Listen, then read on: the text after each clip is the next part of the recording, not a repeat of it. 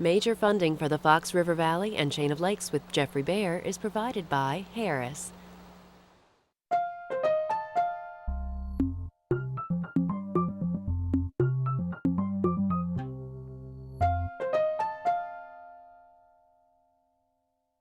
Additional funding is provided through the generous support of the Alfred Bursted Foundation and the Grace Bursted Foundation, and Peter Kelleher Jr. and Diane Kelleher. Don't call them Chicago suburbs.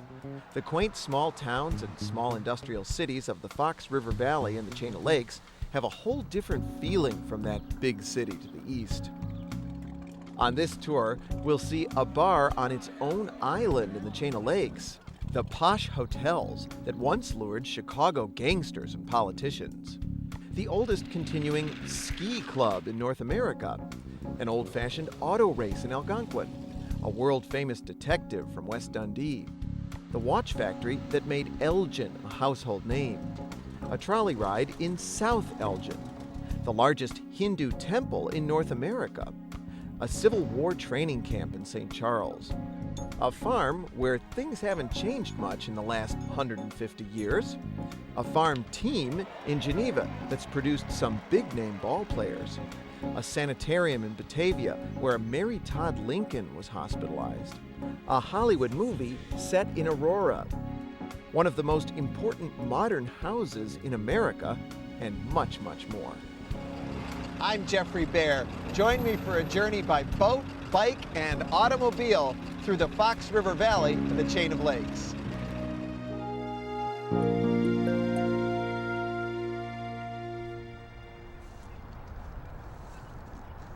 When many outsiders think of the Fox River Valley, they think of the casino boats in Aurora and Elgin.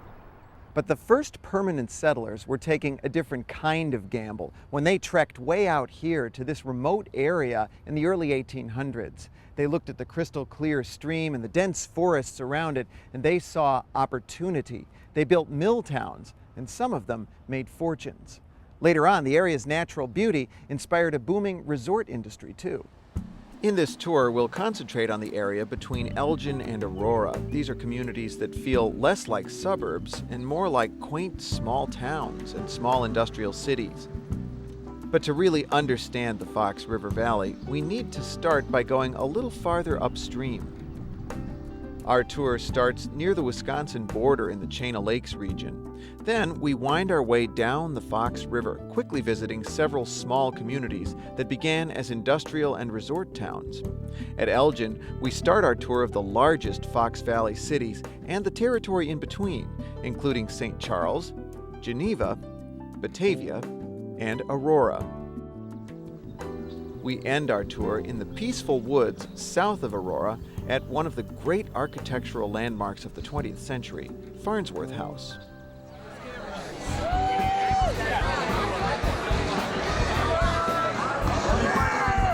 There's no other bar quite like Blarney Island. For one thing, it's in the middle of a lake, Grass Lake to be specific. It's part of the Chain of Lakes in far northern Illinois. If you don't own a boat, the bar has a shuttle service to get you there. The fun-loving and somewhat irreverent scene at Blarney Island gives you a good taste of the Chain of Lakes lifestyle. The history of today's Blarney Island starts with a winner-takes-all bet more than 100 years ago. The bet was between two rival bar owners. They wagered their businesses on a single hand of poker. The winner combined the two bars into one. The loser is said to have gone into the back room and taken his own life. The bar was originally on the edge of the Fox River, but when a dam was built downstream in 1939, Grass Lake inundated this part of the river, and the bar became an island. Now that would have put most bars out of business, but in enterprising Chain of Lakes fashion, Blarney Island stayed open and made a selling point out of its new and unique location. The bar stages drag boat races every Thursday night during the summer. It just adds to the hustle and bustle on the Chain of Lakes. The Chain is one of the most popular recreational waterways in the United States, according to the Fox Waterway Agency. To explore the chain in style, we've hitched a ride aboard this gorgeous wooden Chris Craft speedboat built in 1955. This is owner Jay Novick at the helm. The chain of lakes consists of 9 major lakes formed by the glaciers after the last ice age. They're connected by the Fox River and some 29 miles of man-made and natural channels. It's home to several small communities, including Antioch, Lake Villa, and Fox Lake. As many as 60,000 people visit the chain on summer weekends. There are no limits on the daytime speed or horsepower of the more than 28,000 boats registered in the chain. The popularity of the chain of lakes goes back more than 100 years. The area was once a playground for gangsters, partiers, and politicos, like Chicago mayors Big Bill Thompson and Fred A. Bussey, and governors William Stratton and Otto Kerner. In 1922, 5,000 spectators watched Cook County Board President and future Chicago Mayor Anton Cermak win a speedboat race driving a vessel called the City of Chicago. A few relics from the Chain of Lakes resort era survive today. This stucco mansion in nearby Lake Villa was once the palatial residence of Ernst J. Lehman. Lehman opened the Fair store in Chicago on State Street. Unlike Marshall Field's, it catered to the working class and immigrants by offering low-priced merchandise. Lehman convinced the railroad to establish a station in Lake Villa and opened a lavish 150-room hotel.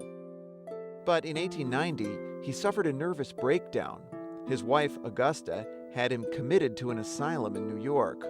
While Lehman was waiting for the train to the asylum, he received a summons from his wife saying she wanted to take control of his $2.5 million fortune. By the time Lehman reached the asylum, a judge had granted his wife's application, according to historian and teacher Joseph Breisowitz. Lehman's children used their share of the family fortune to build large mansions and estates in the area as summer homes. Lehman's son Edward built this mansion, which he called the Cottage, in 1912. He raised show horses here. The property included a golf course and a half-mile racetrack. Lehman's heirs employed generations of area residents to maintain their homes and local business ventures.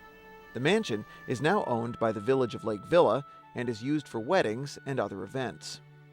Ernst Lehman's mansion is now the headquarters of a social service agency called Kids Hope United, formerly the Central Baptist Children's Home.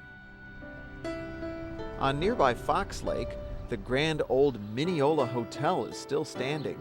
The upper floors are vacant now, but the bar on the ground floor and a banquet hall on the first floor are still in use. I'm sure there was plenty of wholesome family fun at the Mineola, but like most Fox River resorts, there was a lot of adult entertainment too. The Chicago Tribune editorialized that vice in Fox Lake was worse than in the levee districts of Chicago, and the paper called the Mineola Hotel the most vicious resort of all. It didn't start out that way. The hotel was built in the 1880s by members of the Chicago Board of Trade, who used it as a private club for boating and fishing. This was just before the popular resort era, during a time when the chain was a pristine and secluded fishing and hunting haven for wealthy Chicago sportsmen who built large private clubhouses. But with improved access by rail and road, the chain became a getaway for the masses, and the wealthy moved on to more exclusive spots. The shores were soon crowded with resort hotels and summer cottages. There were dance pavilions, ice cream parlors, and movie houses.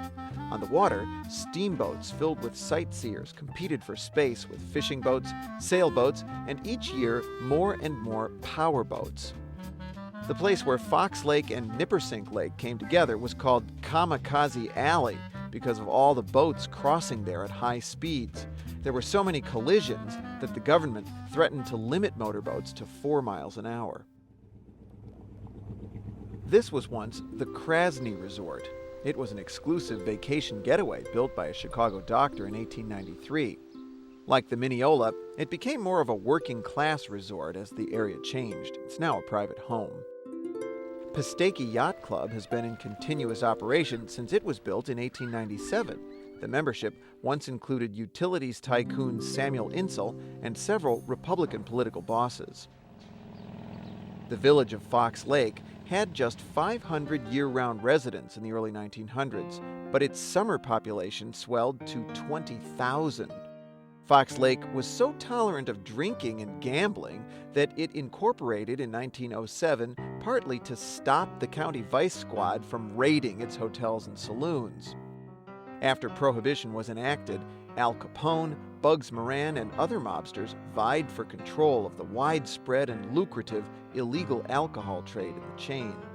The area was remote enough that gangsters sometimes used it as a place to lay low for a while and to drink and gamble freely. Not that the chain was immune to gangland violence. In June of 1930, 3 mob associates died in a hail of gunfire in that building right behind me.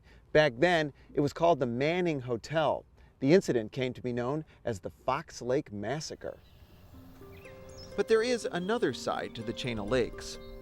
Local nature lovers remind us that before the days of the partiers and powerboats and gangsters, the chain was a peaceful paradise of natural beauty. The most amazing natural wonder of all was in summer, when Grass Lake was almost completely covered by floating beds of American lotus. Local resorts offered steamboat tours of the flowering lotus beds. Visitors would have their photos taken among the floating plants. They could pick bouquets of the giant blossoms and purchase lotus-scented perfume. The remote location and natural beauty of the lakes also attracted a utopian religious colony called the Spirit Fruit Society. They believed in free love and accepted homosexuality, which didn't win them any friends back in Ohio. So they moved to the chain in the early 1900s. Their name, Spirit Fruit, was an attempt to describe their ultimate aim, the fruit of a sort of universal spirit of peace and health. During the winter, the big business in the chain shifted from tourism to ice harvesting, at least until electric refrigerators became widely available. But by the early 1920s, decades of tourism in the chain had taken their toll. The health department found the lakes to be polluted with sewage and garbage from hotels and cottages, and unsuitable for swimming. The lotuses began disappearing in the 1940s, partly because they were being mowed down by all of the power boats, and partly because of changing water levels caused by a dam downstream. But it wasn't declining water quality that brought about an end to the resort era. It was the Great Depression. The resort owners were forced to subdivide and sell off their property, and some people who lost their permanent homes moved into their tiny summer cottages year-round. World War II austerity made life even tougher for the tourist business and other industries in the area. Picard China Company of Antioch only survived because it got a ration of fuel oil for its kilns to make serving dishes for the Navy. The company is still in business, and the U.S. government is still one of its biggest customers. They make the fine china used on Air Force One, at Camp David, and American embassies all over the world. The company also makes china for prestigious hotel chains and foreign heads of state. It's still owned and run by the Picard family, now in its 4th generation. After World War II, better roads and cars allowed Chicago area vacationers to travel beyond the chain, and a housing boom brought a flood of new permanent residents to the area. One of them was future sex kitten and Hollywood actress Anne Margaret. Bye, bye, birdie. The Bye Bye Birdie star moved to Fox Lake from Sweden in 1947 when she was 6 years old. She took singing and dancing lessons at a local dance studio. Her uncle was the mayor of Fox Lake and a local barber. When Anne Margaret was picked to appear on Ted Mack's Amateur Hour in 1957, her uncle gave out postcards to everyone who got a haircut, asking them to vote for her. In the end, she was chosen first runner-up. The family later moved to Wilmette, and she graduated from New Trier High School. To this day, a rivalry continues in the chain of lakes between those who want to use the lakes as a playground for powerboating and partying, and those who want to preserve the chain for its natural beauty and abundant fishing. The Fox Waterway Agency was formed in 1984 to help clean up, protect, and improve the waterways, and at the same time promote recreational uses. One mark of success, the lotuses are making a comeback. They bloom every July and August for about 3 weeks. It's too bad this isn't smell-o-vision because the fragrance is amazing. Beautiful Chain of Lakes State Park, which borders 3 of the lakes, covers nearly 3,000 acres. The Fox River cuts a winding path through it, past forests and prairies dotted with wildflowers. In this part of the waterway, there are strict speed limits on powerboats. Another well-preserved natural treasure is Volo Bog, south of Pistake Lake. This bog's history goes back more than 10,000 years to the end of the last ice age. As the glaciers receded, a large chunk of ice embedded in the ground melted, creating a deep lake with poor drainage called a kettle hole. Over the centuries, a floating mat of mossy vegetation formed around the banks and slowly filled in toward the center. The result is a unique community of plants adapted to stagnant, acidic conditions called a quaking mat bog. There are more than 25 species of endangered plants here. There's another big attraction in Volo, but it's not a natural wonder. At the Volo Auto Museum, you'll find the famous cars that appeared in the movies Ghostbusters, Back to the Future, The Flintstones, and Scooby-Doo.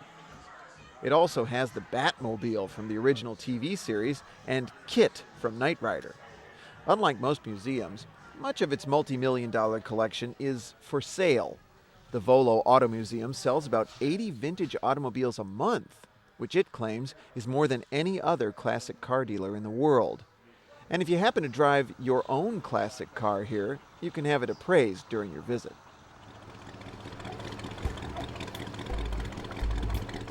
Now, let's start our voyage south on the Fox River, from the Chain of Lakes all the way down to Aurora. Our first stop is McHenry. Both the city and the county of McHenry are named for Major William McHenry, who led an expeditionary force through northern Illinois during the Black Hawk War in 1832.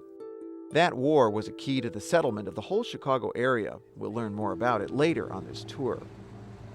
The tiny village of McHenry was chosen as the county seat in 1836. In the early days, this building served as the county courthouse.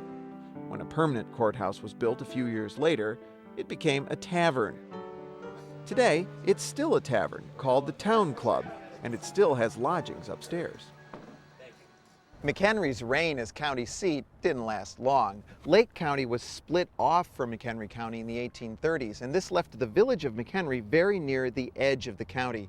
So a new, more centrally located county seat was established in 1844. It was aptly named Centerville. Later, the name was changed to Woodstock.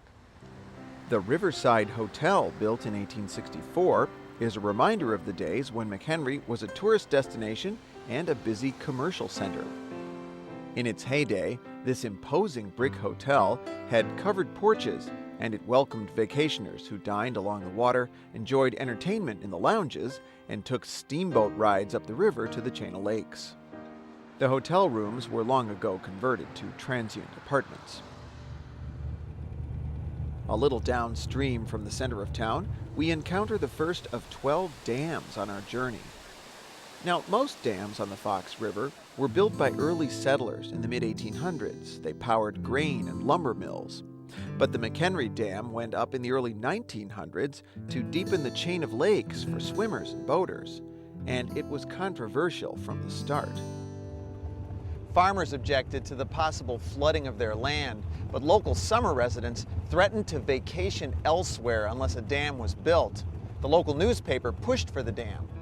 The powerful and corrupt Congressman William the Blonde Boss Lorimer pushed for it too. He just happened to be a summer resident. A wooden dam was built in 1907, and it worked. The lake levels rose considerably, and the chain was changed forever. The current McHenry Dam was built in 1939, and a state park was established alongside it.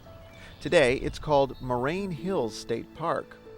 A moraine is an accumulation of boulders, stones, and other debris left behind by the glaciers. That's what created the wooded hills and ridges throughout the park. The park also contains a kettle hole lake and wetlands, and it's home to many rare plants. This lock was added to the dam in 1960. That makes this the only dam on the Fox River that you can get past without portaging. In high season, as many as 300 boats pass through this lock on weekend days. Continuing south, the Fox River winds briefly into Lake County and back into McHenry County. Many of the small residential communities along this stretch have inviting names like Island Lake and Holiday Hills. It's a reminder that these were once resort towns.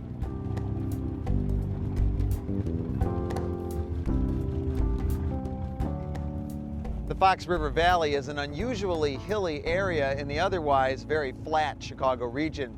Here in Fox River Grove, one group has made the most of those hills. The Norgie Ski Club is the oldest continuing ski club in North America. It was established in 1905 by Norwegians who brought the sport with them when they immigrated to Chicago. They had to come way out here, nearly 40 miles from the city, to find the right terrain for their favorite sport. They built ski jumps and cabins to stay in. Some of the cabins are still being used today. Norgie is an Olympic training facility. Olympic jumps are 90 and 120 meters. The largest Fox River jump is only 72 meters. That's 15 stories. Maybe the club's most daring past stunts were erecting ski jumps at Soldier Field and Wrigley Field in the 1940s and 50s and offering demonstrations to capacity crowds. The Norgie Ski Club property also accommodates people who want to stay airborne a little longer. It's the home of the Windy City Balloon Port. The ski hill gives the hot air balloons a nice open space to take off from. But there's no telling where they'll land. That's up to the wind. And as residential development has claimed much of the remaining land in this area, the pilots have occasionally found themselves landing in people's backyards. This peaceful picnic grove along the Fox River looked a lot different back in the days when Fox River Grove was a hopping resort town. It was filled with carnival rides, a dance pavilion, and a beach house on the river. The proprietor was the son of a Czech immigrant named Louis Cernacki. It seems running a picnic grove may not have been his only line of work. The Illinois Crime Commission investigated Cernacki for mob ties. He took the fifth 35 times, according to the Daily Herald.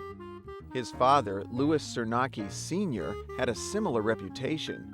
The Woodstock newspapers labeled him the Fox River Grove Hooch Czar, presumably because he served bootleg liquor at his popular bohemian restaurant and bar called Louie's Place.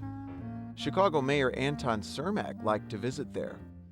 Cernacki added the Crystal Ballroom in 1922 for dancing to big bands, including Glenn Miller's.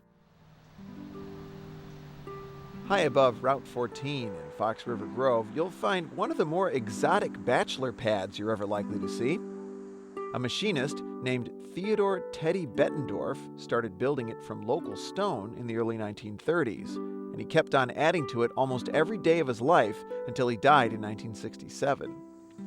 Bettendorf based the design on the ruins of Vianden Castle in his native Luxembourg. He used to play there as a child. This replica features a drawbridge, a dungeon, and 4 turrets. One contains a shower, another a toilet. After Bettendorf died, the property was sold at an auction attended by thousands of people. The new owners converted it to a honeymoon hotel. Newlyweds would be flown in by helicopter and taken by limousine to the castle. The current owner has used it as a private home for 20 years. As of 2006, the property was for sale. In the early 20th century, the banks of the Fox River and the surrounding area near Cary were lined with family-run resorts and private vacation retreats. One of the Chicagoans who regularly came to this area for rest and relaxation was the man who gave us both Yellow Cab and Hertz Car Rental Company. Car salesman John Hertz started out in 1907 turning used trade-ins into taxicabs. He had them painted yellow to attract customers' attention. His yellow cab company formed in 1915 and eventually started building its own rugged taxicabs designed to take the punishment of driving hours every day on the rutted roads that were common at that time. The company's innovations included automatic windshield wipers and cabs dispatched by telephone. Later, Hertz realized his rugged cars would also be good as rentals, so in 1924 he opened Hertz Drive Yourself Corporation. The company was sold to General Motors just 2 years later in 1926.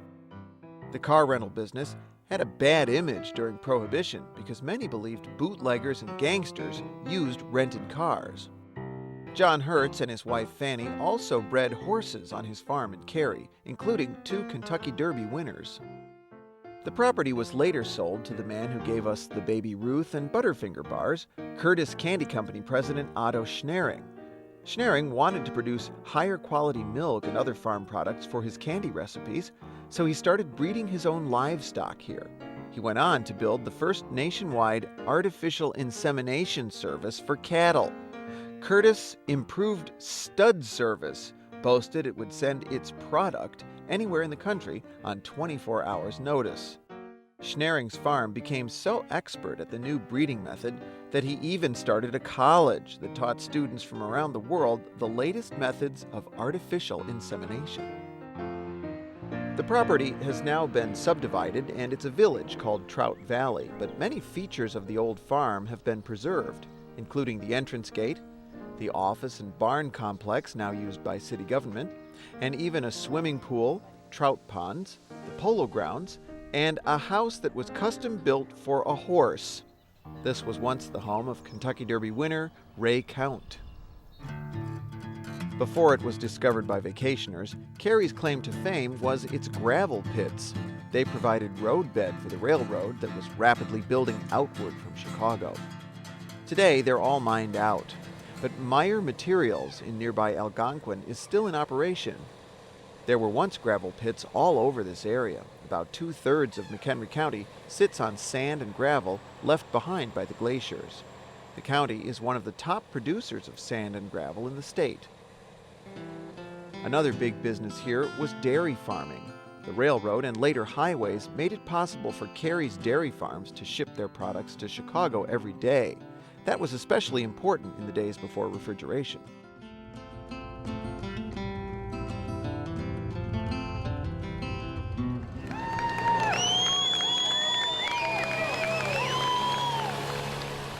These vintage cars are reenacting one of the earliest forms of auto racing, the hill climb, in one of the places where it was popular, Algonquin. This tiny resort town staged its first hill climb in 1906. Racers competed for the Algonquin Cup. Early automakers were eager to enter their cars in hill climb competitions to prove that they were as dependable as horses and carriages. By 1913, cars had become accepted enough that hill climbs were replaced with high-speed auto races on oval tracks. The hill climb was revived by the local Lions Club in 2004. It takes place on a road built specifically for the hill climb in 1910, now called Huntington Drive. The road climbs 106 feet at a 7% grade.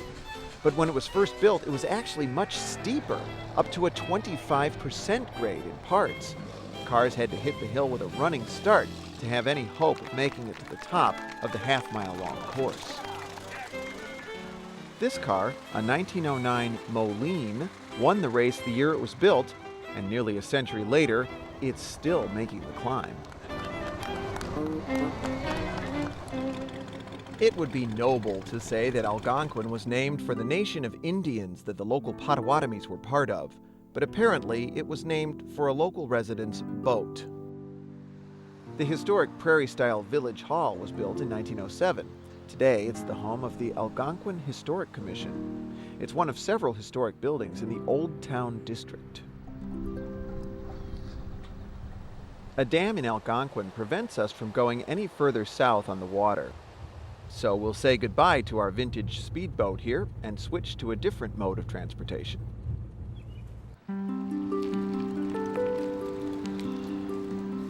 An excellent bicycle path called the Fox River Trail follows the river for more than 30 miles from Algonquin all the way down to Aurora. And it connects with the Illinois Prairie Path that runs east to Chicago. Our first stop along the trail is Carpentersville.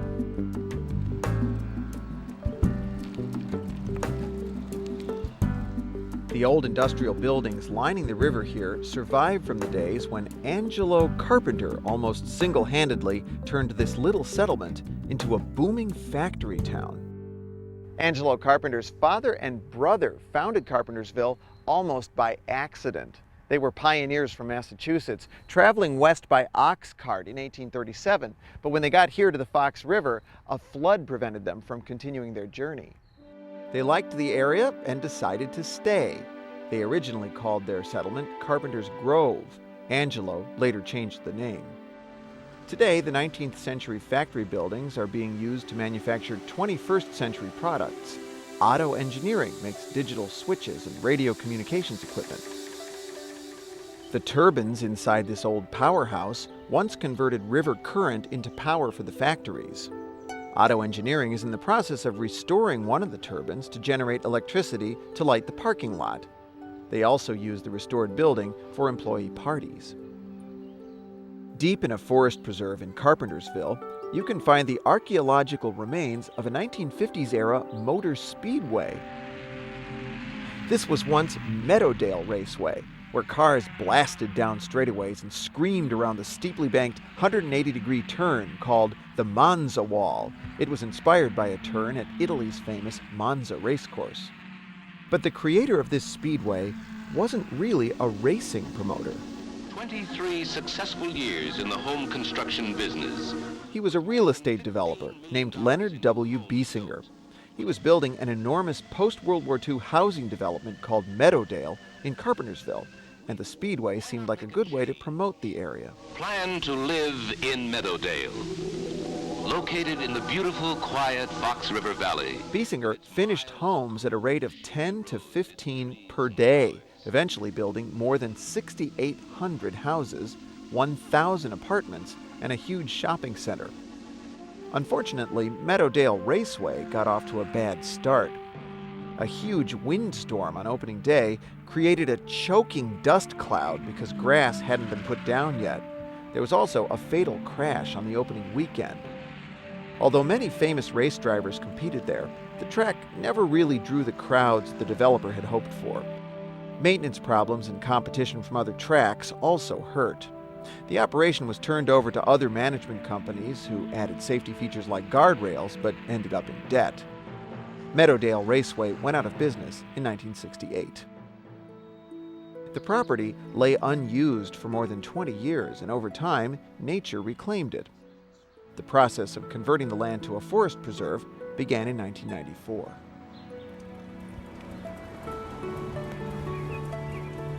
West Dundee was the home of an obscure barrel maker named Alan Pinkerton. He went out one day to gather wood and stumbled on a gang of counterfeiters making coins on an island upstream.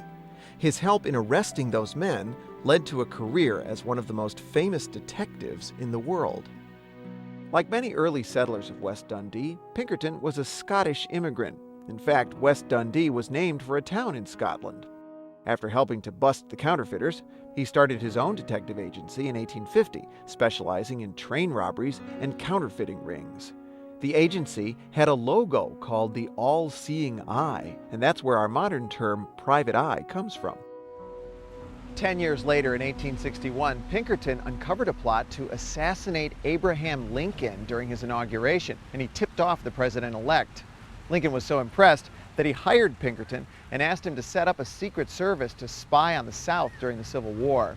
Eventually, the U.S. government established its own secret service to do what Pinkerton did: protect the president and prevent counterfeiting. Pinkerton detectives also went to work as spies and strikebreakers for industrial companies starting in the 1870s. They quickly became despised by American labor. Today, Pinkerton is part of a Swedish security company called Securitas. If Alan Pinkerton saw West Dundee's historic downtown today, he'd probably say the town hasn't changed much since he lived here. But beyond the historic area, there are now sprawling subdivisions and the huge Spring Hill Mall.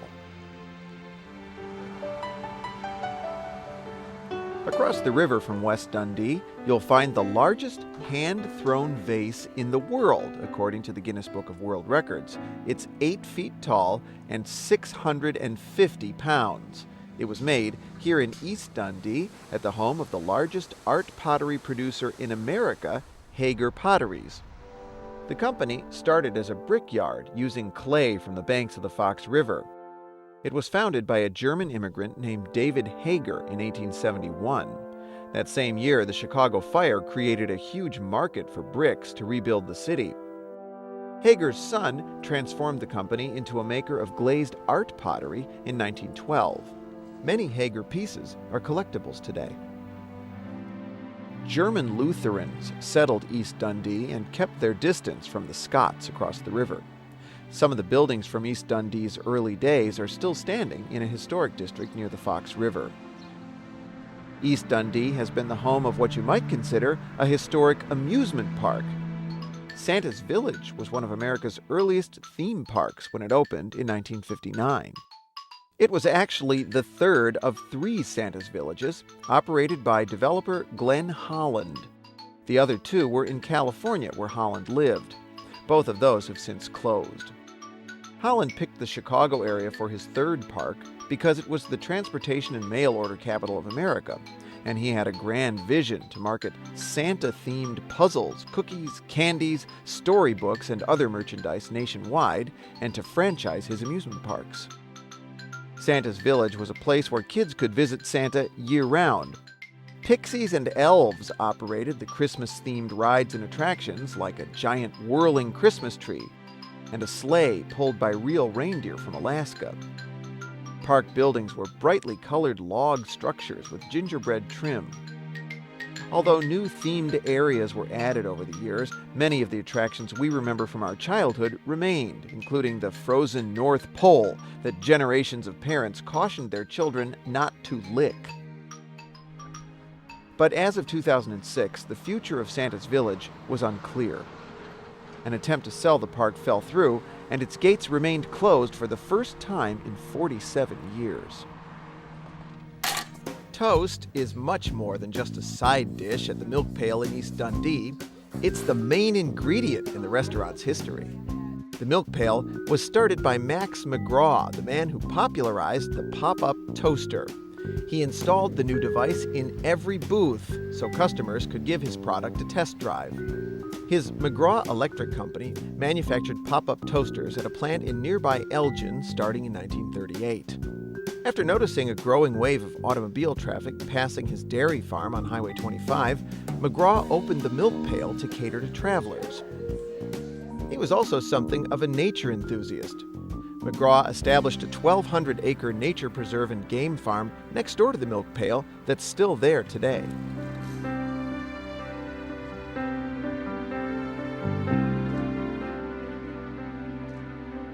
This observatory is where the world-famous Elgin Watch Company set their timepieces to the stars.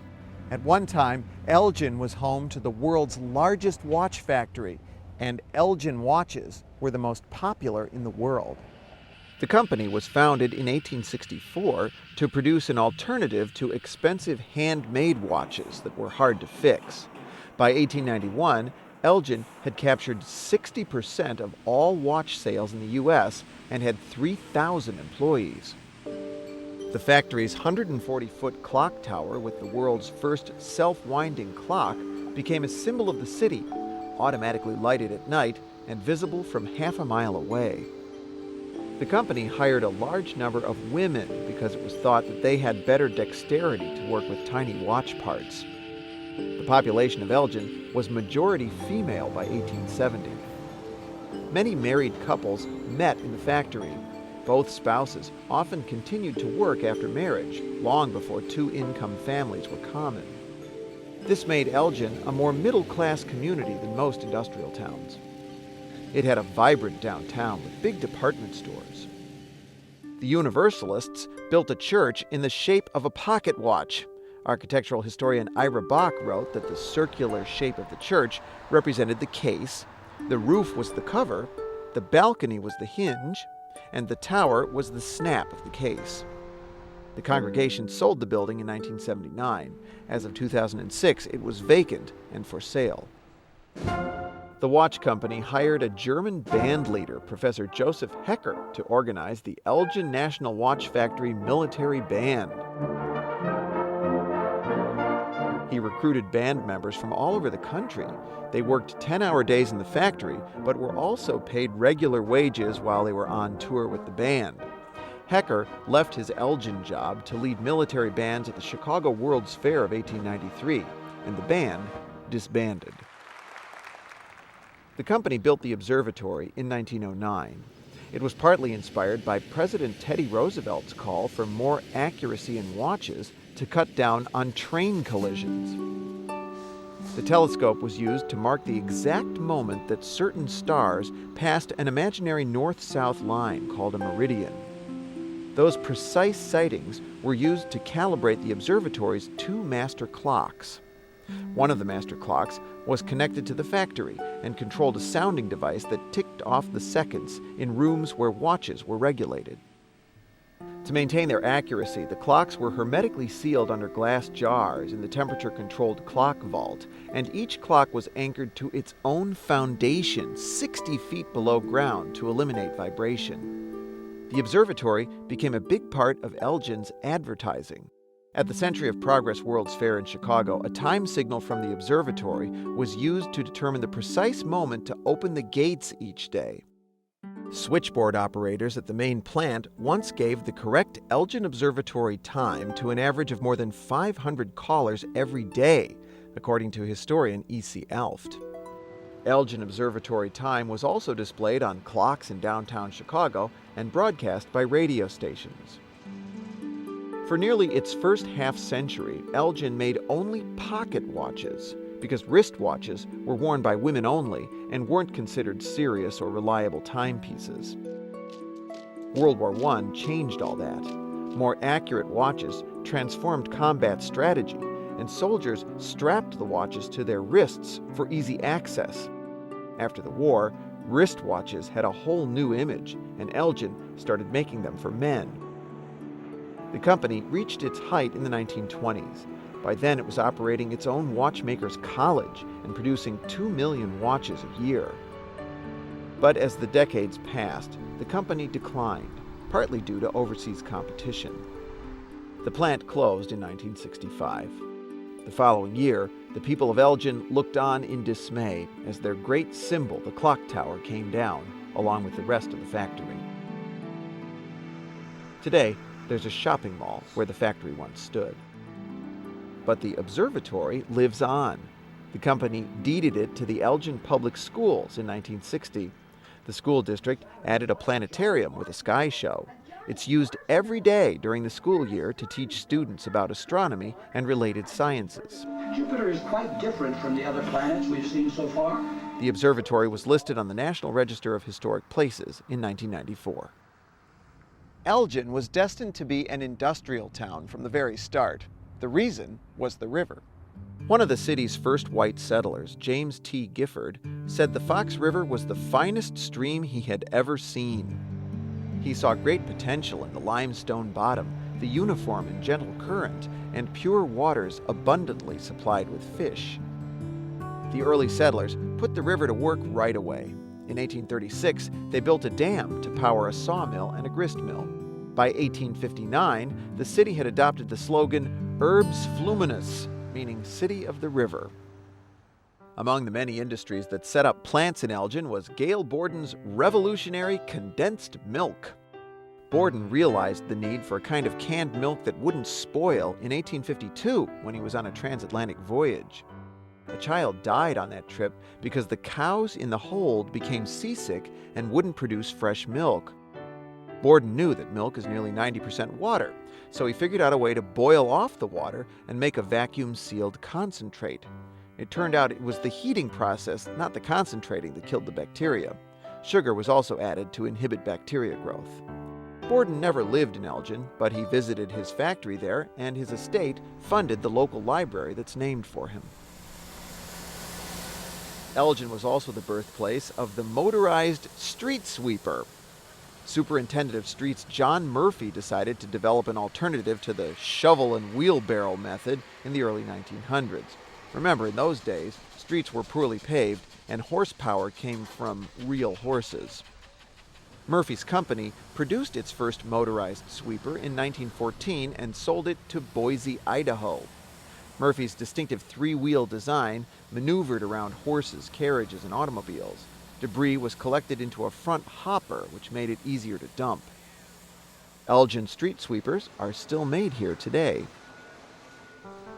Another industry with a long history in Elgin is mental health. The Elgin Mental Health Center opened its doors in 1872 as the Northern Illinois Hospital and Asylum for the Insane. It practiced what was known as moral treatment, emphasizing good nutrition, mental stimulation, and exercise. The extensive grounds gave the patients a pastoral setting and were also used to grow some of their food. It was a city unto itself, complete with a movie theater, bowling alley, a band, and a choir. But with changes in public policy and advances in health care, its population dwindled. Where there were once 6,700 patients, only 350 remain today. Most have been ruled mentally ill by the courts. The river inspired one very short-lived industry. Beginning in 1908, Elgin was gripped by pearl fever. According to historian E.C. Alft, fortune seekers would wade into the river when it was low and feel around with their feet for freshwater mussels, which they called clams. Rumors of Chicago jewelers paying huge prices for Fox River pearls brought a flood of clam diggers to Elgin and other Fox River towns. Historian Alft thinks the pearls never really made anyone rich. They were less shiny and not as round as saltwater pearls. The shells, though, were sold by the ton to button factories. Before long, the supply of clams was exhausted and the boom ended. The river bottom provided building materials for homes, too. Smooth river stones were used to make cobblestone houses. 6 of them are still standing in Elgin. The building method was inspired by homes found in upstate New York, where many of Elgin's early settlers came from. This historic stone cottage belonged to Elgin's founder, James Gifford. It's part of a historic district with many restored 19th century buildings in a variety of styles. Another building in the district is Old Main, now the home of the Elgin Historical Society. It opened in 1856 as Elgin Academy. The school was rather progressive for its time because it was coeducational and had no religious affiliation. This bell once hung in the building's bell tower. The tower was struck by lightning in 1911, and the bell fell all the way through the building to the ground floor. Old Main was deeded to the city and restored in 1976, 7 years after Elgin Academy moved to a new building. The Academy is currently the oldest co-ed, non-sectarian college prep school west of the Allegheny Mountains. The historic district isn't the only place you'll find historic buildings in Elgin. Out on Randall Road near I-90, you'll find the only 16-sided barn in Illinois. It was built in 1885 as a dairy barn by Lester Teeple, whose grandfather fought in the Revolutionary War. A local nonprofit group has a plan to restore it as an important reminder of Elgin's agricultural past. One early effort at preserving an Elgin home didn't go so well. David Goff lived in a house on an island in the river across from the Elgin watch factory. According to one story, the watch company bought the island and evicted Goff because they objected to the smell from his pigsty. He decided to take his house with him, according to historian E.C. Alft. His plan was to drag the house across the frozen river, but when the weather warmed up and the ice melted, he put the house on a raft instead. Halfway across the river, the raft sank. Eventually, the house was refloated and it completed its journey to the mainland. In the early 20th century, Elgin was at the cutting edge of the new sport of auto road racing. The Elgin National Road Races drew thousands of spectators to town each August between 1910 and 1920. with an interruption for World War I. Historian Alft says the drivers endured more than 300 miles of punishing competition, racing around and around an 8.5-mile course along existing oiled gravel roads west of the city. Famous competitors included Barney Oldfield and Eddie Rickenbacker. Speeds of 70 miles per hour were not uncommon. A mechanic rode with the driver to watch the instruments and serve as a lookout. 5 drivers were killed over the years. A local clergyman declared that the races were more cruel than bullfights in Spain and no better than Roman gladiatorial contests. Elgin National Watch Company donated the silver cup used as the trophy. It was engraved with an image of Father Time. The mythical Indian chief Hiawatha used to make an annual visit to this Boy Scout camp west of Elgin, and thousands of people came each year to see him. It was the Song of Hiawatha Pageant, with a cast and crew of 150, based on the epic poem by Henry Wadsworth Longfellow. The director and narrator for more than 50 years was a bookkeeper and Boy Scout leader named Carl Parlaska. His passion was Native American lore. He visited reservations and studied with some of the greatest teachers of Native American dance.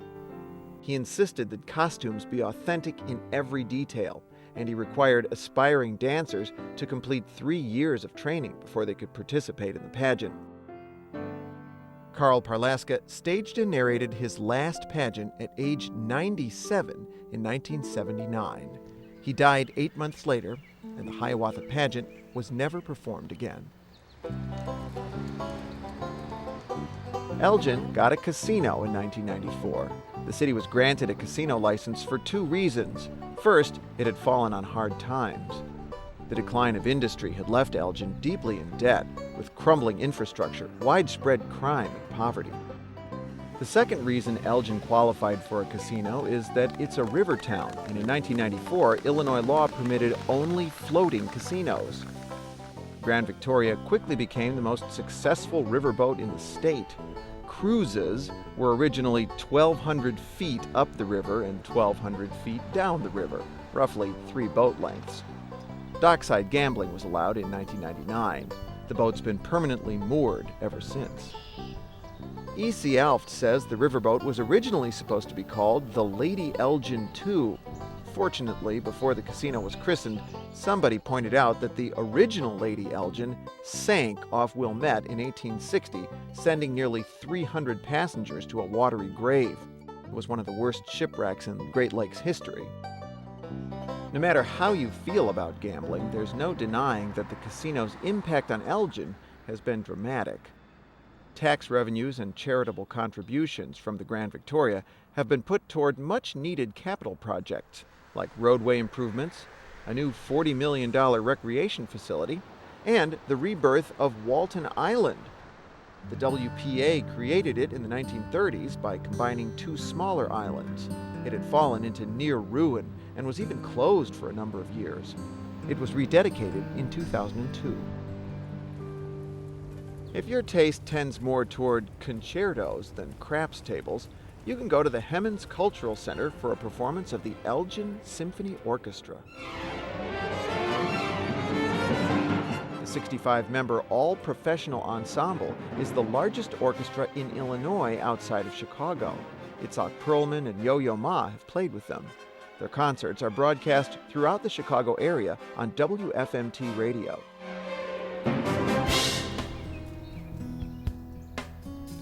South Elgin began as a tiny mill town called Clintonville in 1847, and for many years, it was its own worst enemy. Historian E.C. Alft wrote that large portions of South Elgin kept burning down, which prevented it from developing as quickly as its neighbors. Now, some people thought South Elgin was cursed by a witch who lived in a hut on the edge of town, but a more likely explanation was no local government, and hence no fire department. Fortunately, the town had a key industry that was more or less fireproof: stone and gravel quarries. They helped to keep South Elgin from complete ruin. Fox River Stone Company still exists today. It's also worth noting that 2 of the oldest surviving homes in South Elgin are made of cobblestone. Railroads and trolley lines were a key to development all up and down the Fox River. And in South Elgin, you can still get a taste of vintage trolley travel. The Fox River Trolley Museum uses a small remnant of the old Elgin and Fox River electric line that started in the 1890s. All aboard for Woodcliff, Coleman, Blackhawk, all aboard! The old trolley used to run up and down the Fox River Valley from Carpentersville to Yorkville. It connected with the Chicago, Aurora, and Elgin trolley line that took riders to Chicago's downtown loop. After passenger service ended in 1935, a small remnant of the line became a one-man freight railroad owned and run by Bob DeYoung. He used this engine to make daily runs, bringing coal and other supplies to Elgin Mental Hospital. It now belongs to the Trolley Museum. According to historian E.C. Alft, DeYoung would often stop his engine at the local roller rink, get off, and go have coffee at a nearby cafe with the rink's owner, Peaches Williams. DeYoung's railroad went out of business in the 1970s after the hospital switched from coal to natural gas and didn't need coal deliveries anymore. Part of the museum's vintage trolley line runs through the John J. Dewar Forest Preserve. Until recently, it was known as Blackhawk Forest Preserve. Chief Blackhawk went down in history in 1832 for trying to take back land in Illinois and Wisconsin that Native Americans had lost in a treaty. Forces led by General Winfield Scott captured Blackhawk and slaughtered many of his followers in a one-sided battle at Wisconsin's Bad Axe River. The Forest Preserve has a statue of Blackhawk, and it's also where some unknown soldiers of General Scott's army are buried. Soldiers sent to reinforce General Scott's army from the East Coast followed a road not far from here that came to be known as Army Trail Road. When they returned home to the east, they spread the word about the little-known rich land between Chicago and Galena. This helped to attract early settlers to this area, and many of them followed the old Army Trail to their new homesteads. Army Trail Road still exists on the other side of the Fox River, and we'll follow it right now for a side trip a few miles east of the Fox River to look at two spectacular buildings.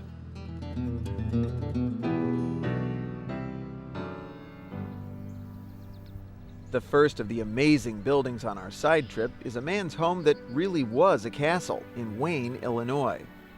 Mark Dunnham built it after making a fortune in horse breeding.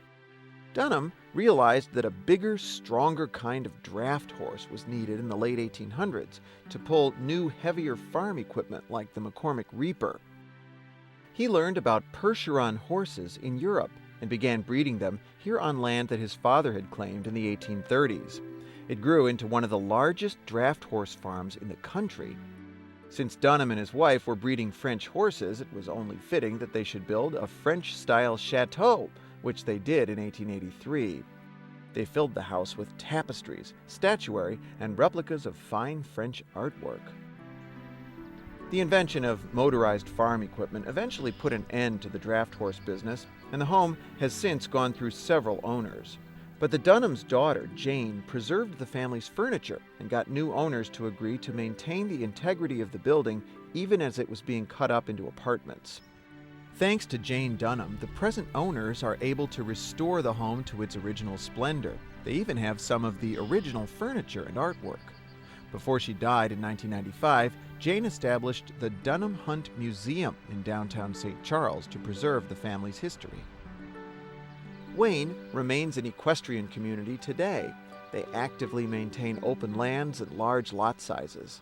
And it seems like you'll find almost as many stables as garages here. Wayne is said to have been named for the Revolutionary War Brigadier General Mad Anthony Wayne.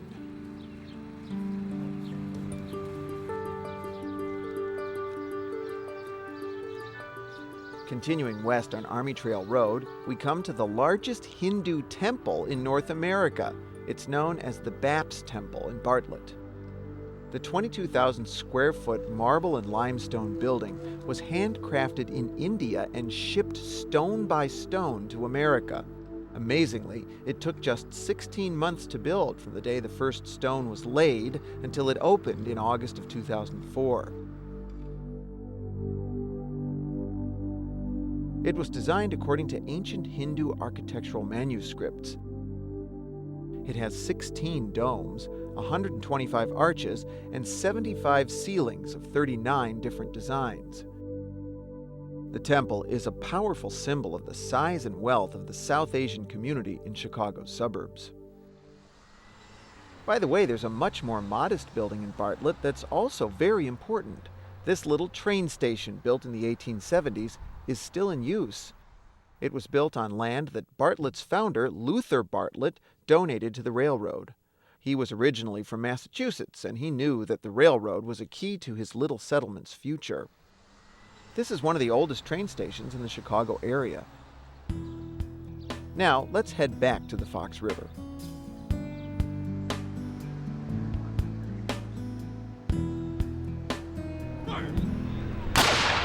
During the Civil War, Langham Park in St. Charles was Camp Kane, where more than 1,000 men were mustered to fight in the 8th Illinois Cavalry. And every so often, the Civil War history comes back to life here. That's a double quick. That's not a run. Okay, most Civil War recruits were probably younger and in a little better shape than these guys. But these Civil War reenactors try to capture every other aspect of life in Camp Kane in great detail.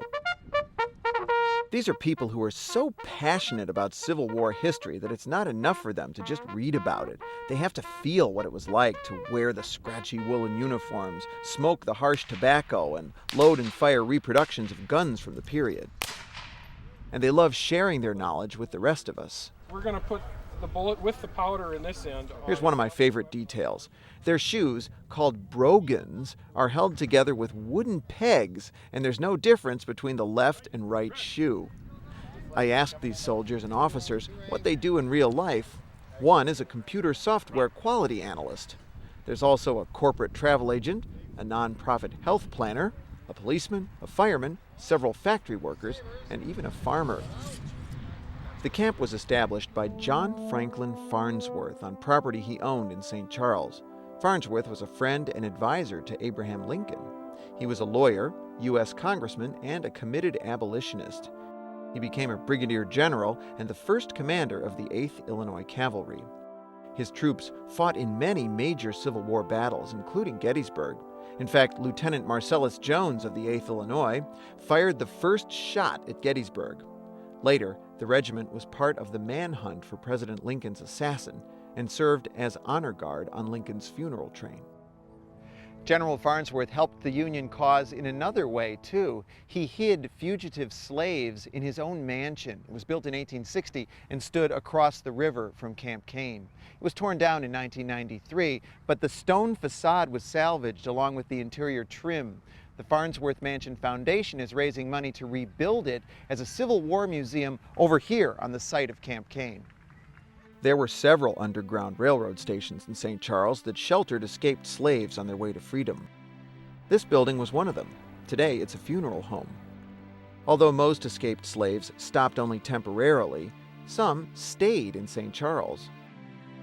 Yvonne Almo, who lives in St. Charles today, is a direct descendant of a former slave named Joanna Garner. Well, when they got to St. Charles, the town was so nice and friendly and full of abolitionists, so... Yvonne keeps her family's history alive as part of St. Charles' annual cemetery walk. Her ancestor, Joanna, worked for a local family. In return for her services, they gave her a little plot of land for farming and a small house. More than 100 years later, Yvonne still lives on that same property. A few years after President Lincoln's assassination, a mysterious Mrs. May checked into the Howard House Hotel, which used to occupy this building in St. Charles. Local legend says that in reality, she was the president's widow, Mary Todd Lincoln. The hotel's owner, Caroline Howard, was a well-known spiritualist or medium, and Mrs. Lincoln wanted to be put in touch with her dead husband and her son Tad, who died in 1871, the year of her visit. Caroline Howard had made her name as a medium several decades before Mrs. Lincoln's visit, when she supposedly found a body that had been stolen by grave robbers. The grave robbers were medical students. They were studying at Franklin Medical School in St. Charles, which was one of the first medical schools in Illinois, although it wasn't an accredited one. They needed a cadaver for their studies, so they went to a graveyard in nearby Sycamore, Illinois, and stole the body of Mrs. George Kenyon. She was a young woman from a prominent family who had died shortly after her wedding. When the robbery was discovered, a mob from Sycamore stormed the home of the college's director, Dr. George Richards. It turned into a riot. A downtown bridge was destroyed, one medical student was killed, and Richards himself was injured and later died. In the 19th century, St. Charles grew from a stopover on the road between Chicago and DeKalb into a small industrial river town powered by immigrant workers. Swedes built pianos at the Cable Piano Factory, one of the world's largest piano makers. Come on, kid. Belgian immigrants introduced a game to St. Charles called roly-boly that you can still play today at Ray's Evergreen Tavern. The object is to roll a wobbly disc that looks to me like a miniature car tire toward a metal spike. The one who gets closest wins the round. Bar manager Walter Hochi told me you can't play unless you drink because you need a beer in one hand to balance the boly in the other. Roly-boly leagues play at Ray's from May through September. The Belgian workers who first brought roly-boly to St. Charles came in the early 1890s when their employer, Moline Malleable Iron, relocated here. They established a neighborhood called Belgiumtown. Belgians also enjoyed pigeon racing. They would transport their pigeons to places like Iowa and Nebraska, release them, and time how long it took them to return to St. Charles. A winning pigeon could make it home from Nebraska in less than a day, averaging 40 to 45 miles per hour. This house was built in 1843. A younger generation is keeping St. Charles history alive at Durant House, which has been called Kane County's own Little House on the Prairie. And this thing here, do you know what this is for? These kids are junior docents, Well, it's for cleaning your fingernails. trained to demonstrate what prairie life was like when this frontier house was built in 1843. There's a little balloon thing, and that is actually a pig's bladder. And they'd blow it up like a balloon, and they'd play catch with it. And Durant House is operated by Preservation Partners of the Fox Valley. They also operate 2 other restored house museums and offer programs on historic architecture, local history, and more. Preservation Partners has their headquarters in a building that they saved from demolition and restored in 1980. It's the Beath House on the banks of the Fox River in St. Charles. It was built from river stone in 1850. William Beath was a prominent stonemason. Not all the historic buildings here come from the frontier days. St. Charles Heritage Center is in a former gas station. Right at the start of the Great Depression, St. Charles was transformed into a resort destination with money from a multimillionaire who never lived here. John Warren Gates was from nearby Winfield Township. He earned his nickname Bet-A-Million Gates because of his love of high-stakes gambling. Gates made a fortune selling and later manufacturing barbed wire in Texas. He is said to have set up a demonstration cattle pen in downtown San Antonio to prove to skeptical ranchers that the newfangled fencing would really keep longhorns from escaping. He invested some of his barbed wire fortune in oil exploration. His company eventually became Texaco. In 1874, Gates married the Belle of St. Charles, the beautiful Delora Baker. She was the daughter of a prominent St. Charles merchant. Unfortunately, Bet-A-Million Gates died at just 56 years of age, and his wife and their only child died soon after that. The next people in line to inherit the family fortune lived in St. Charles, and they had a vision to transform it from an industrial town into a vacation paradise and a cultural oasis. Bet-A-Million Gates' brother-in-law, Colonel Edward Baker, built the lavish Hotel Baker, using just the interest from his $20 million share of the family fortune. This 55-room gem is still in operation today. It features hand-painted walnut beams, rugs from the Middle East and China, and a grandfather clock imported from Germany. The Rainbow Room has thousands of colored lights under a glass block floor. The lights were synchronized to music from the organ using a punched paper roll. The floor could even make patterns like a heart, a Christmas tree, and an American flag. The trophy room, now part of a restaurant called the Waterfront, once displayed awards for Colonel Baker's prize racehorse, Greyhound. He set 17 international records and won 33 races. The governor of Kentucky gave Baker the title of Colonel for his role in developing and popularizing harness racing in America, according to author Wynette Edwards. Baker himself lived in the 5th floor penthouse of his hotel until his death in 1959 at age 90. The hotel also has a rose garden, and at one time it generated its own power from the river. The hotel was originally supposed to open in the summer of 1927 and cost $600,000, but Colonel Baker poured attention into every detail, delaying opening of the hotel for a year and raising the cost to $1 million. He insisted on using local contractors and materials to help the local economy. Over the years, the Rainbow Room featured top performers including Louis Armstrong, Guy Lombardo, Lawrence Welk, and Tommy Dorsey. Famous hotel guests included John F. Kennedy, Gerald Ford, and an array of Hollywood stars. The Arcada Theater was built by the other heirs to Bedimilion Gates' fortune, his niece Delora and her husband Lester Norris. It opened in 1926 as a movie palace and vaudeville house that seated 1,000 people. That was a fifth of the population of St. Charles. Among the stars who performed there were George Burns and Gracie Allen, Edgar Bergen and Charlie McCarthy, Jeanette MacDonald, and John Philip Sousa.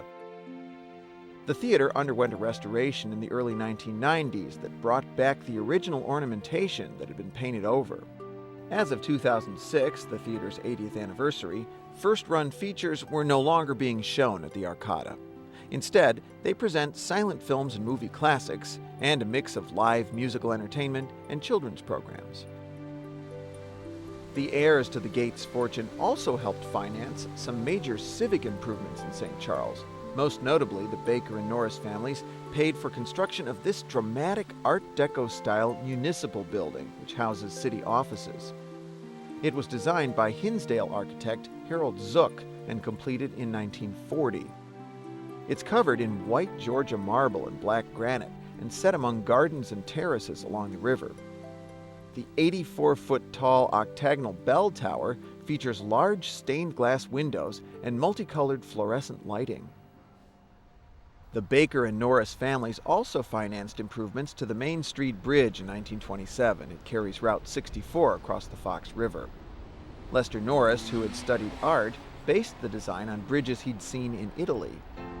Colonel Baker successfully lobbied to improve Route 64 all the way from St. Charles to Chicago, where it's known as North Avenue.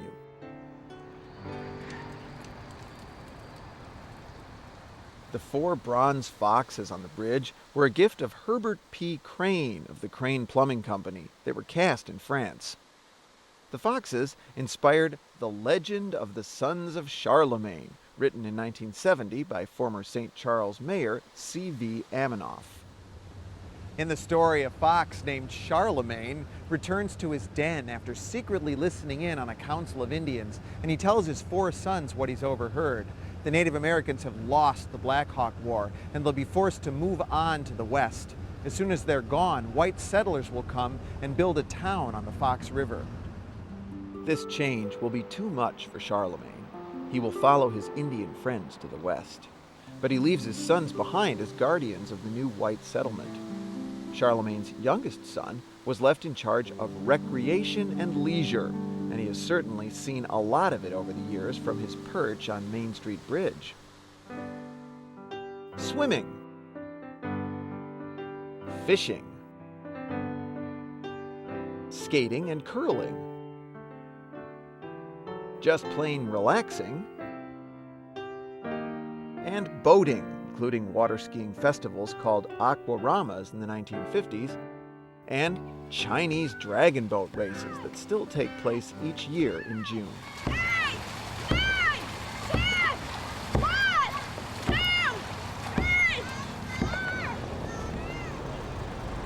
For more than 60 years, the Anderson family has been offering paddle wheel boat rides on the Fox River in St. Charles. The business started in 1946 when a Swedish immigrant named Chet Anderson bought a derelict boat for $150. He patched the bottom, installed a canvas top, christened it the Honeymoon Queen, and began offering pleasure cruises. Today, Chet's son Richard operates 2 paddle wheel boats, the St. Charles Belle and the Fox River Queen. The boats dock at Potawatomi Park, which was once a tribal meeting ground of the Potawatomi Indians. Later, it was a private estate.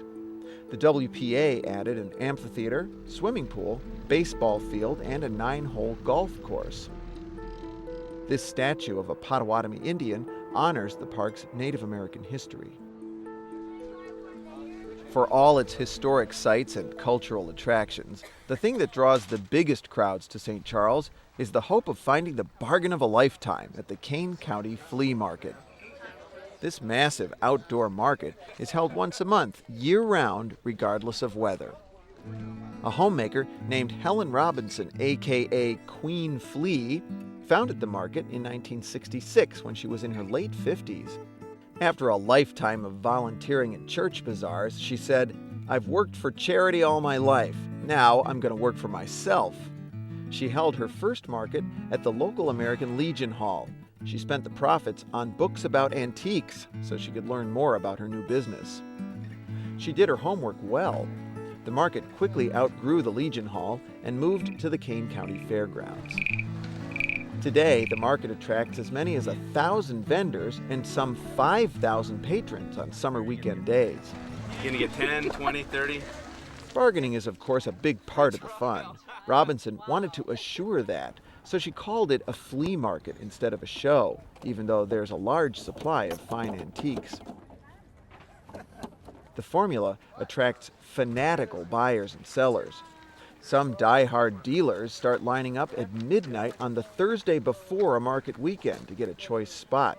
And some of those who line up early aren't dealers at all, but shoppers who pay a $50 early buyer fee, 10 times the daily admission, to come in and get an early look. One dealer who died in 1990 is rumored to have had his ashes spread over the market. Great. Have a nice day. All right, thanks a lot. Enjoy. I think I got a bargain.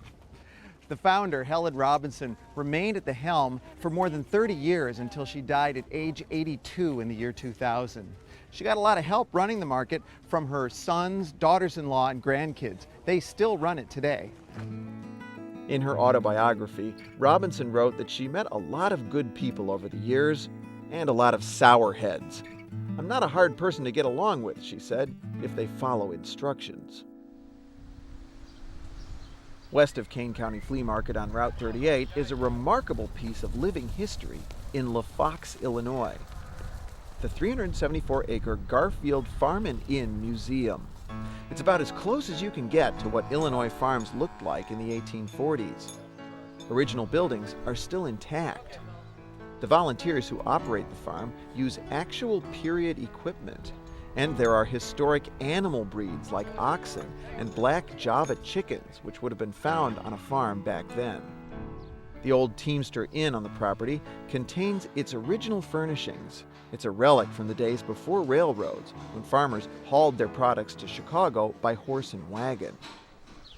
How this property survived intact all these years is a story in itself. The farm's original owners, Timothy and Harriet Garfield, had a daughter-in-law named Hannah who realized that someday farms like this would be a rarity, and she imagined preserving it as a museum. Hannah's daughter Elva took this to heart. Over many years, she saved family records, furnishings, photographs, and tools. She turned down offers to sell the farm and made sure that farm tenants didn't alter the interior of the inn. In 1977, Elva donated the farm, complete with furnishings, for preservation as a museum. The property also includes 20 acres of native prairie and sedge meadow that have never been plowed. The farm's mission goes beyond keeping history alive. It poses questions about the loss of farmland to suburban sprawl and about genetic engineering, sustainability, and more. The new metro station in LaFox is a powerful sign that traditional farmland is being gobbled up by development. Now let's head back to the Fox River on Route 38. Our trip back and on to Aurora takes us along a historic highway, so we've borrowed a vintage vehicle for the journey. This is a 1912 Model T Ford, and this is our driver and the owner of the car, Ted Griffin. How you doing, Ted? Great. Good. This is the kind of car you might have seen traveling on this road when it first opened, because this was part of America's first coast-to-coast automobile route, the Lincoln Highway, established in 1913. Long-distance driving was an outrageous notion back then, and it took an outrageous person to make it a reality. His name was Carl Fisher. Fisher was born in Greensboro, Indiana in 1874 and was a salesman from the very start. First he sold newspapers, then bicycles, then cars. He attached one of his cars to a helium balloon and floated over Indianapolis to publicize his dealership. He set a speed record in 1904, driving 2 miles in just over 2 minutes on a track. Yes, that's 60 miles an hour in 1904. He struck it rich by marketing the first practical automobile headlight. He used some of the money to promote automobile racing, which people thought was a crazy idea. But his Indianapolis 500 turned skeptics into believers and made Fisher even richer. Fisher proposed America's first transcontinental highway in 1912 as a gravel road called the Coast to Coast Rock Highway. Certainly the need was apparent. City streets were fine for automobiles, but the rutted dirt roads in the countryside made car travel between cities virtually impossible, especially after a good rain. Financing came from some car and tire manufacturers and from the public. Individual citizens could become members for $5. Packard Automobile Company President Henry Joy suggested that naming the highway for Abraham Lincoln would make contributions positively patriotic. President Wilson became member number 1. A winding route from New York to San Francisco was mapped through 13 states. Early travelers camped in fields or rented rooms from farmers. Soon, whole new roadside industries sprang up: service stations, cabins, diners, and souvenir shops.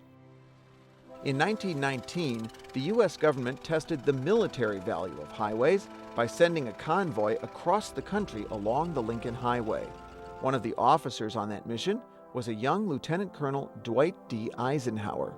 37 years later, as president in 1956, Eisenhower signed the Interstate Highway Act. The unromantic U.S. highway numbering system, instituted in 1925, put an end to the Lincoln Highway's official designation. The old Lincoln Highway takes us back to the Fox River, where we come to Geneva. Later, we'll follow the former Lincoln Highway south along the present-day Route 31. But first, let's explore this historic town.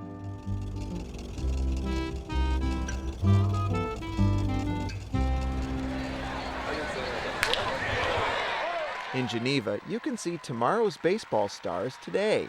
The Kane County Cougars are a single-A minor league farm team for the Oakland A's. The team moved here from Wausau, Wisconsin in 1991. More than 70 Cougars have advanced to the major leagues, including White Sox World Series star Scott Podsednik, former Cubs Felix Heredia and Antonio Alfonseca, and 4-time All-Star Edgar Renteria. And the game is only half the fun.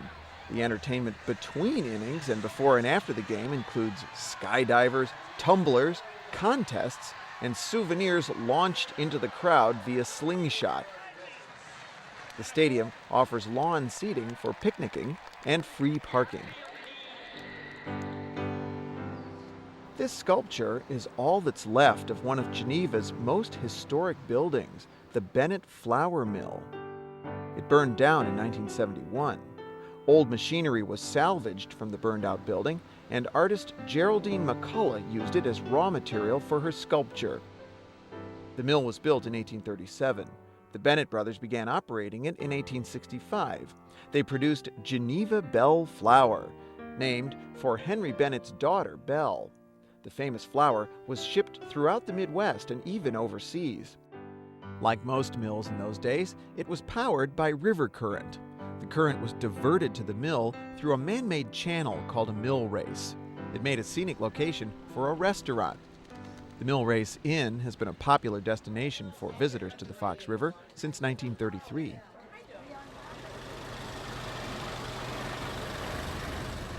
Like its Fox River neighbors, Geneva has a rich industrial history. One of its products served well-dressed 19th century ladies all over the country. They pressed ruffle patterns into their skirts with a kind of iron called a Geneva hand fluter, made at the W.H. Howell and Company foundry in Geneva. The company also made sad irons, which were heavy metal irons used for pressing clothes. The Pope Glucose Factory at one time made a fifth of all the corn syrup and starch products in the United States, but it was a volatile manufacturing process. A large explosion at the plant killed 7 workers in 1893, but the factory was rebuilt and flourished. Many of the laborers in Geneva's factories were Swedish immigrants who first came to build the railroad between Chicago and Geneva. In 1895, half of Geneva's residents spoke Swedish as their first language. Swedes who were active in the temperance movement built Good Templar Park in 1925. The cabins were used by Chicago Swedes who spent their summers here.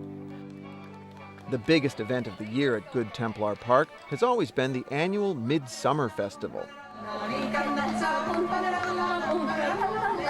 The festival kicks off each year with a maypole dance and traditional foods and crafts.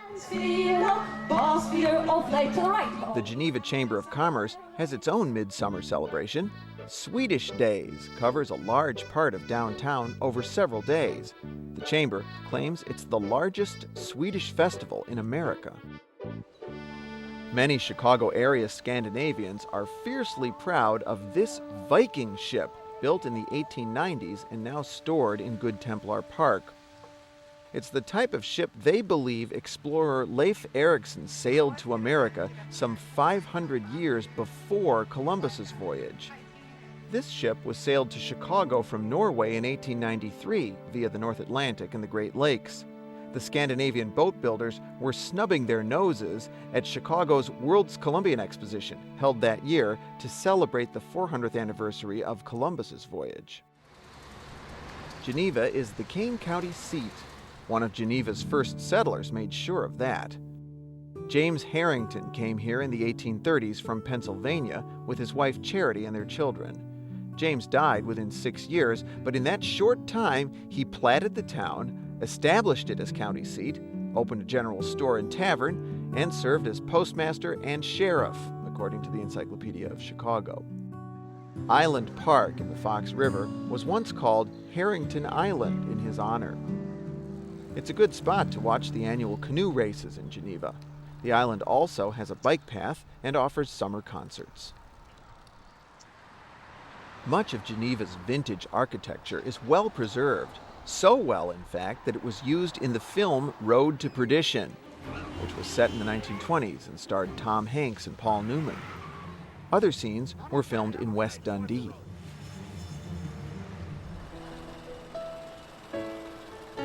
The massive Romanesque red brick Kane County Courthouse was dedicated in 1892, replacing an earlier one that was destroyed by fire. It's located in Geneva's historic district. The district is listed on the National Register of Historic Places. The modest homes in a variety of historic styles reflect the understated New England roots of Geneva's earliest settlers. One prominent group of early New Englanders was called the Boston Colony. They were lawyers, doctors, merchants, and ministers. Boston Colony members built the Unitarian Church in 1843.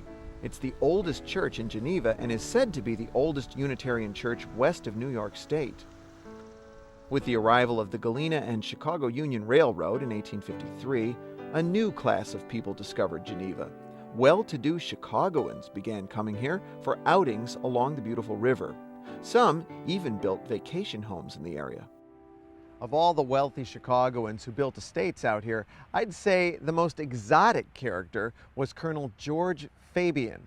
To say that he had an eclectic array of interests would be an understatement. The colonel invited researchers, scientists, and a few flat-out frauds to live and work on his property, and he financed their research on subjects as varied as Shakespeare and levitation.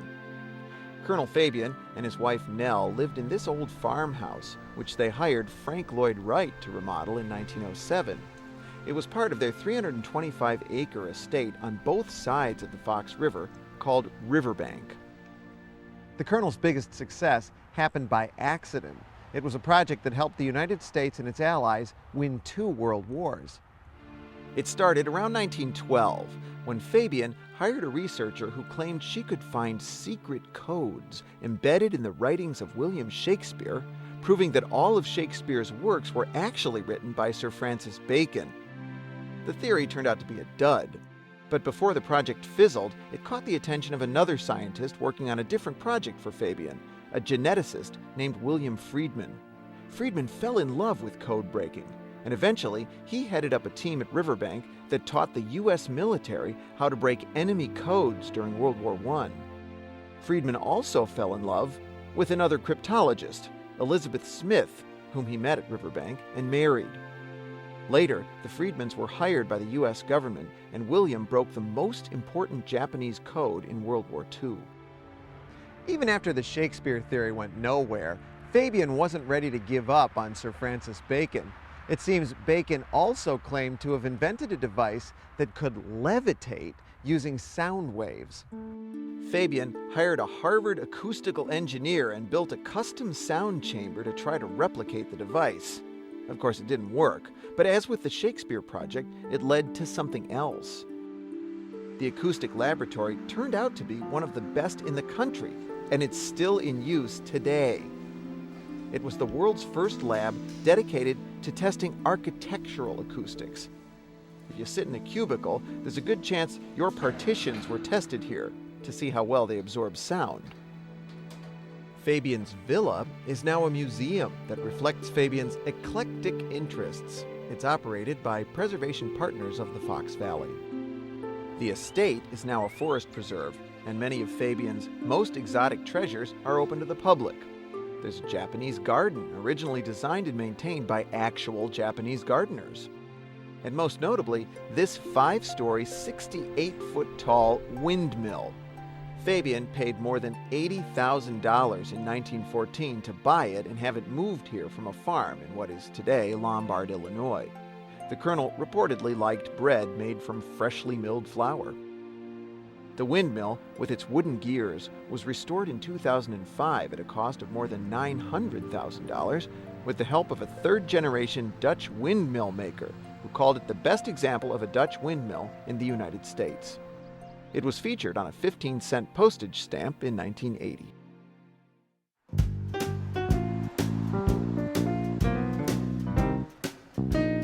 Continuing south on Route 31, the old Lincoln Highway, we enter Batavia and were greeted by a dramatic early modernist building from 1937 that was once a cosmetics factory. The company's signature product was first called Italian Balm Hand Lotion, but during World War II, when Italy was the enemy, the company changed its name to Campana. The building's 10-story tower contained a 45,000-gallon water tank. The streamlined structure made extensive use of glass brick to bathe the interior in light. The lobby featured Art Deco relief sculptures of beautiful female figures. The gleaming equipment was visible behind plate glass windows with chrome frames. The company wanted to create a sanitary image for its health-oriented products. The company eventually became part of larger corporations, and the factory was closed in the early 1980s. The Campana building was placed on the National Register of Historic Places in 1979, and in 2003 became the first building in Batavia to be designated a local landmark. As of 2006, the owners were struggling to come up with a workable redevelopment plan for the 130,000 square foot building.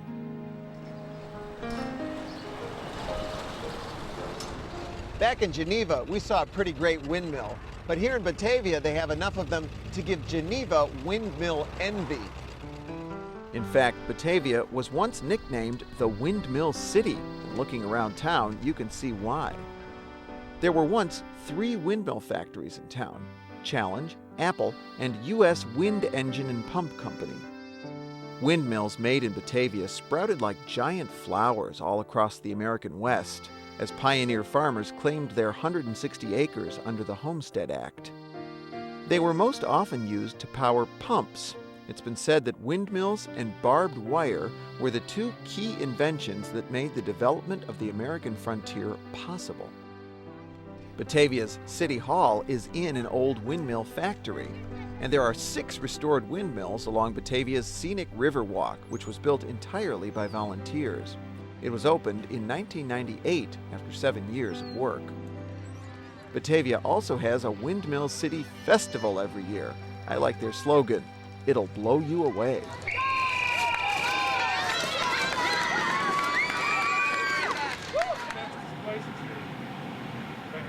In addition to wind energy, Batavia is also on the cutting edge of atomic energy.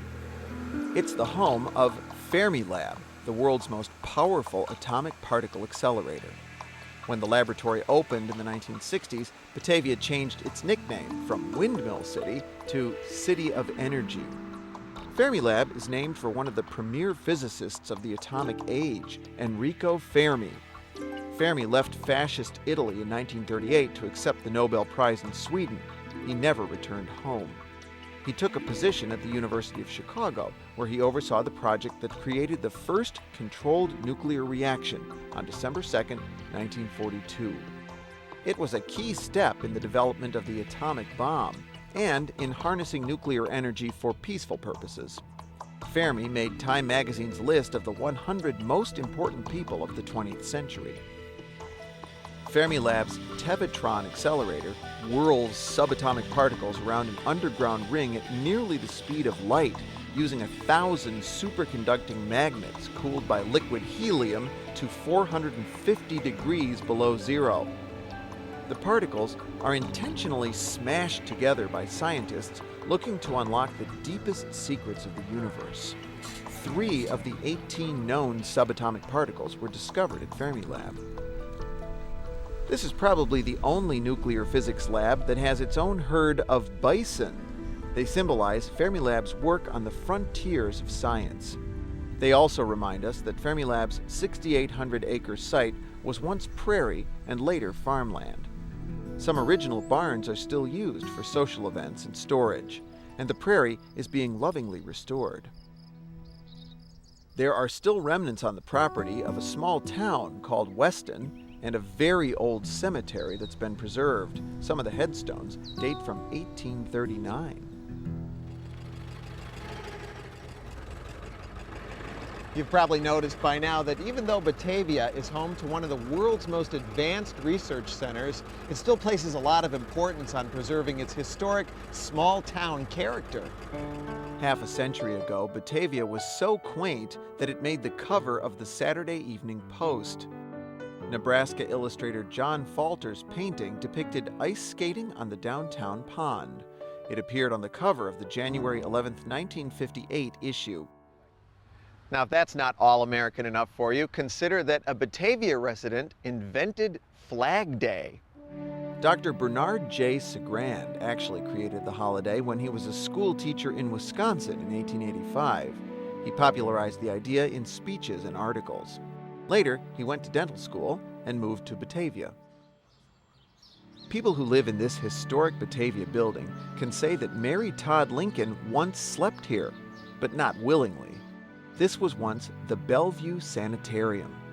Mrs. Lincoln was treated here for several months in 1875, 10 years after her husband was assassinated and 4 years after the death of her 18-year-old son.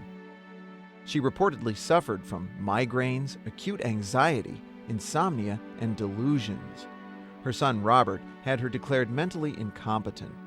Robert wrote in a letter, "I knew that the next day after my action the whole country would be flooded with criticism, yet I could not wait any longer." Bellevue Place was run by Dr. Richard J. Patterson, an early advocate of treating the insane with peace and quiet in a gentle setting. Apparently, Mrs. Lincoln had a lot of freedom at Bellevue. She ate meals with Dr. Patterson and his wife, took carriage rides, and visited the homes of friends. Mrs. Lincoln hired lawyers and got herself released to the custody of her sister after just 4 months at Bellevue. The state declared her legally sane the following year. Bellevue Place is now an apartment building, and it's not open to the public. But you can see a recreation of Mrs. Lincoln's Bellevue room with her actual bed and dresser at Batavia's Depot Museum. The museum is housed in a former Chicago, Burlington, and Quincy Railroad station built in 1854. It was moved 9 blocks and across the river in 1973. A caboose that's part of the display was built in Aurora at the famous Burlington Shops. The Depot Museum also has a recreation of the cabin built by Batavia's first settler, Christopher Payne, in 1833. He was also Kane County's first settler, and that makes Batavia the oldest city in the county. Probably the quirkiest artifact in the Depot Museum's collection is this stained glass gazebo that once belonged to a family named Gunzenhauser. It was imported from Germany by Mr. Gunzenhauser because he needed a place outside of his house to play his violin and smoke cigars, both of which offended his wife. The gazebo was moved to the Depot Museum in 1988. Early settlers called the town Head of Big Woods. Not a very poetic name, but it did accurately describe the town's location at the gateway to a large and dense forest that was very different from the prairie and scrubby woodland in the rest of the region. Batavia made more than windmills in its early days. Many of the covered wagons that carried pioneers across the American frontier were made at the Newton Wagon Company. Lumber to build the wagons came from those big woods nearby. Remarkably, the company stayed in business until 1973 as Batavia Body Company, making truck bodies for dairies and other companies. Yet another early Batavia industry now serves as a one-of-a-kind aquatic facility. This was a limestone quarry from the mid-1800s to the early 1900s. After it closed and filled with water, it became a local swimming hole. The WPA added the diving tower in the 1930s. It was totally renovated in 1993 and now features a sand beach, 2 large islands, and water slides. It has a capacity of 1,500 bathers. Heading south from Batavia on Route 31, we come to a city of children called Mooseheart. This 1,000-acre property is a home and school for needy children from infancy through high school. It's the embodiment of the 100-year-old mission of the Loyal Order of Moose. Long before the days of Social Security, Moose membership was developed as a way for working-class people to buy affordable protection for their families if the breadwinner became disabled or died. Mooseheart was built in 1913 to house and educate children of deceased members from all over the country. So it would be verb? Today, its mission has expanded to serve any qualifying families that are unable to care for their children. Small, single-family style homes house 6 to 12 children each. In addition to homes and schools, the property has a church, a farm, and even a post office. As many as 300 children at a time live here at Mooseheart, and any student who gets a 3.0 grade point average or better at Mooseheart's high school gets a full college scholarship. Further south on Route 31, we come to North Aurora, home of a dairy that's still delivering milk the old-fashioned way in glass bottles directly to people's homes. Oberweis Dairy moved to this state-of-the-art facility in North Aurora in 1996. Peter Oberweis got into the business because he had a surplus of milk on his dairy farm. He and his son Joe used a horse and wagon and later a Model T Ford to make deliveries back then. These days, Oberweis delivers milk all over the Chicago area, but the company is perhaps better known because of their retail stores selling decadent ice cream treats. And for Chairman Jim Oberweis, grandson of the founder. He ran unsuccessfully in the Republican primaries for U.S. Senate in 2002 and 2004, and for Illinois governor in 2006.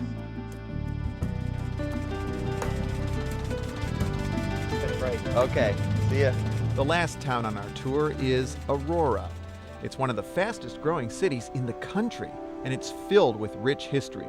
We'll learn about all that in a moment, but first, to comedy fans all over America, Aurora's greatest claim to fame is... It started as a skit on Saturday Night Live. Party on, Wayne. Party on, Garth. Mike Myers and Dana Carvey played slackers Wayne and Garth, who starred in their own public access TV show, broadcast live from the basement of Wayne's Aurora home. Aurora, Illinois Community Access Channel. When Myers was dreaming up Wayne's World, he'd never visited or even heard of Aurora. But he wanted to set the skit in an American community similar to his own hometown in Ontario, Canada. He described it as a small city with donut shops and factory carpet outlets. Another Saturday Night Live writer suggested Aurora. Myers said it sounded just right to him. I live in Aurora, Illinois. The film version got the duo out of the basement and onto the streets of Aurora. Or at least it looked like Aurora. Most of the film was actually shot in California. The only parts of the movie that were shot in Aurora were the Welcome to Aurora signs. Believe it or not, Wayne and Garth are not the only claim to fame of small-time Aurora TV. Geoffrey Skilling, the ex-CEO of Enron, served as a cameraman and worked in the control room as a teenager at a small UHF station there. Geoffrey's brother, Tom Skilling, worked in front of the camera at that station. He went on to become a Chicago TV legend. There isn't a cloud in the sky west of us tonight. For more than 25 years, he's been WGN Channel 9's popular weatherman. Other Chicago broadcast greats from Aurora include former Channel 7 anchorman John Drury, morning radio favorite Spike Odell of WGN, and Garfield Goose. Right. The famous children's TV puppet was designed by Bruce and Claire Newton of Aurora. They worked as graphic artists at fledgling Chicago TV station WBKB, the precursor to today's Channel 7. The show debuted there, but soon moved to WGN Channel 9, where it stayed for 26 years. Garfield Goose was originally a sock puppet created by Fraser Thomas, the program's beloved host, when he worked in Cincinnati. Thomas moved to Chicago in 1951 and went to work for WBKB, where he met the Newtons. The Newtons transformed Garfield Goose into a snow-white, clacking and swooping king of the United States, complete with a tiny crown and a very large ego, to quote Mary Clark Orman of the Fox Valley Arts Hall of Fame. Fraser Thomas and Bruce Newton had a falling out not long after the show debuted in 1952. Newton thought he just wasn't getting enough money or credit for his role in the program, and so he quit to work on other children's shows. Several sources I read said that Fraser Thomas never forgave him. The Newtons, meanwhile, worked on many other groundbreaking TV shows like Shock Theater, At Random, and Kugla, Fran and Ollie. They designed the original set for Soul Train in their dining room. The Newtons' 18-room Queen Anne house in Aurora, built in 1891, reflected the fact that they were part of a highly creative generation of TV pioneers. Most everything was painted vivid red, and it was jam-packed with relics of their career and other crazy collectibles. Some of the rooms were like stage sets, including a tavern, a cobbler shop, and a mock dental office. The home and its contents were sold in 2006 after Claire Newton passed away.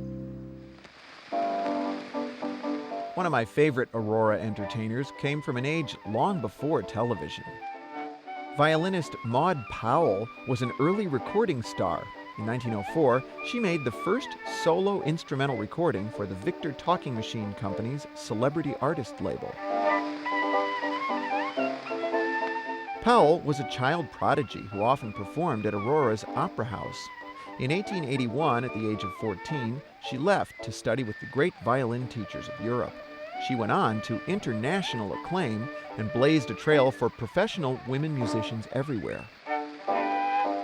The Aurora Zouaves were a close-order drill team formed in 1887. After winning a national competition in 1896, the Zouaves toured with Buffalo Bill's Wild West show and with professional circuses. The Zouaves disbanded when World War I broke out. But you can still see a champion drill team in Aurora. Flanagan Rifles is an elite corps of students in the military program at Marmion Academy, a local Catholic school. They won 22 of 25 regional drill competitions between 2001 and 2006, and were 4th best in the nation in 2006.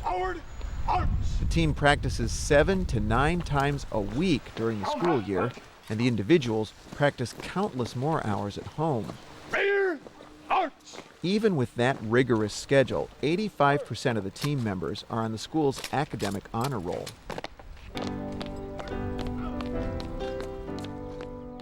Modern-day Aurora was created in 1857 by combining 2 rival mill towns, McCarty Mills, later called Aurora on the east side of the river, and Hartford, later called West Aurora, on the west side. But a feeling of rivalry persisted even after the towns merged, so city government offices were built on neutral territory, an island in the middle of the river. There was a gentleman's agreement that mayors would be elected from alternating sides of the town in the city's annual elections. Today, the 2 sides of town still have the oldest sports rivalry in the state. East and West Aurora high schools have played annual football games since 1893 and basketball since 1912. There's a story that Aurora was named for the great Potawatomi Indian chief Wabansi. Wabansi's name roughly translates to morning light, and Aurora was the name of the Roman goddess of the dawn. The city of Aurora stands on the site of Wabansi's village. After Wabansi was forced to abandon the village following the Black Hawk War, Joseph and Samuel McCarty came from upstate New York and established a mill town here called McCarty's Mill. McCarty thought the Fox River was a better place to settle than swampy Chicago, which he said was more promising for raising bullfrogs than humans. Samuel McCarty donated property to the village for a firehouse in the 1850s on the condition that liquor could never be sold in the town. That promise wasn't kept, but an old firehouse still stands on the property. Today, it's the Aurora Regional Fire Museum. Aurora was a very progressive town in its earliest days. It was a hotbed of abolitionism in the Civil War. Aurora established the first free public school district in the state in 1851, and African American children studied in those schools side by side with white children. Aurora was also progressive in providing public services. It was the first city in the Midwest to install electric streetlights. They were turned on for the first time in 1881. Later, Aurora nicknamed itself City of Lights. The Aurora Historical Society claims the city was the first municipality in the world to own and operate its own electrical plant. That opened in 1886. When you stop in at Walter Payton's Roundhouse restaurant in Aurora for a burger and a beer, you're visiting one of only 2 buildings that are still standing from what was once the biggest industry in a booming industrial town. It was part of a 70-acre complex called The Shops, where the Chicago, Burlington, and Quincy Railroad built and repaired steam engines, passenger coaches, and freight cars. At its height, 2,400 people worked here. The shops closed in 1974, and most of the buildings were torn down. But the Roundhouse, built to store steam engines in 1856, remained standing, abandoned and decaying for 20 years. In 1995, Chicago Bears legend Walter Payton and his partners restored it as a restaurant, microbrewery, and banquet center. It even has a Walter Payton museum. Today, it's the oldest limestone roundhouse in the country. The site of the old turntable in the middle of the roundhouse is now an open-air courtyard. The only other surviving shops building is the old machine shop adjacent to the roundhouse. Today, it's the Aurora Transportation Center, the end of the line for Metra's Burlington commuter line, the modern-day successor to the Chicago, Burlington, and Quincy. Another big industry in Aurora was manufacturing ladies' corsets. In the late 1800s and early 1900s, there were 3 corset factories in Aurora, including the largest in the country, Chicago Corset Company. It employed 700 people. The Aurora Silver Plate Company made ornate decorative pieces for the home from 1869 to 1919. Many of those are collectible today. Aurora's booming industries attracted immigrant workers and job seekers from the American South and other states. This gave Aurora a particularly diverse population, including Germans, Luxembourgers, Romanians, and African Americans. As in the past, many of Aurora's factory workers are immigrants. Looking around town, you see signs of a vibrant Mexican community here. In 2006, Latinos were estimated to make up 38% of the city's population. Historically, the factory workers tended to live on the east side of town. The managers, who generally were not immigrants or minorities, lived in the wealthier areas on the west side of town. One neighborhood of large homes there became known as Quality Hill. Many old homes on both sides of the river are in historic districts today. There are a total of 9 historic districts in Aurora, including Stolp Island in the middle of the river. That's where you'll find Aurora's most famous historic building, the old Paramount Theater. It's now called Paramount Arts Center. The Venetian-themed Art Deco movie palace was designed by the famous theater architects Rapp and Rapp and completed in 1931. It became a prototype for other theaters built by the Paramount chain. The 1,900-seat theater was the region's first air-conditioned building outside of Chicago. The interior features illuminated glass Art Deco details and massive Venetian murals. It was restored in 1978 and now hosts live concerts and theater events. Aurora was once the home of another important retro movie theater. The Highlight was Illinois' first drive-in when it opened in 1947. But after years of slumping sales and crumbling facilities, it closed in 2005 and was demolished the next year. The historic Leland Hotel looms large for 2 reasons. First of all, it was the tallest building in Illinois outside of Chicago when it was built in 1928.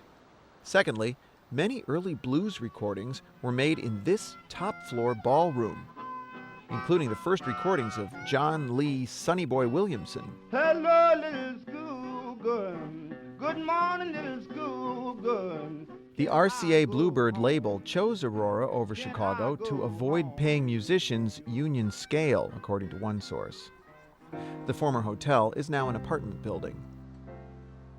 Among other historic buildings in Aurora are 5 commercial structures by George Grant Elmsley. His highly decorative ornament reveals his roots in the office of the great Chicago architect Louis Sullivan. One of his co-workers there was a young Frank Lloyd Wright. Wright himself worked in Aurora. This was the smallest house he had ever designed when it was completed in 1912. It seems he needed the work. 3 years earlier, he had left his wife and 6 children for another woman, and public opinion had turned against him.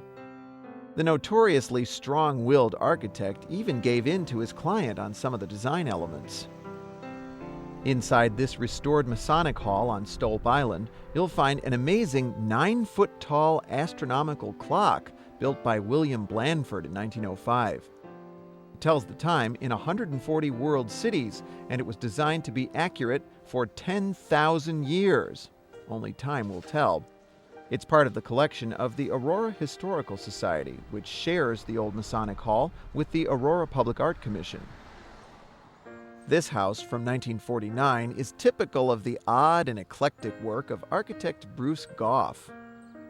Goff, who was self-taught for the most part, created his designs through an uninhibited free association technique.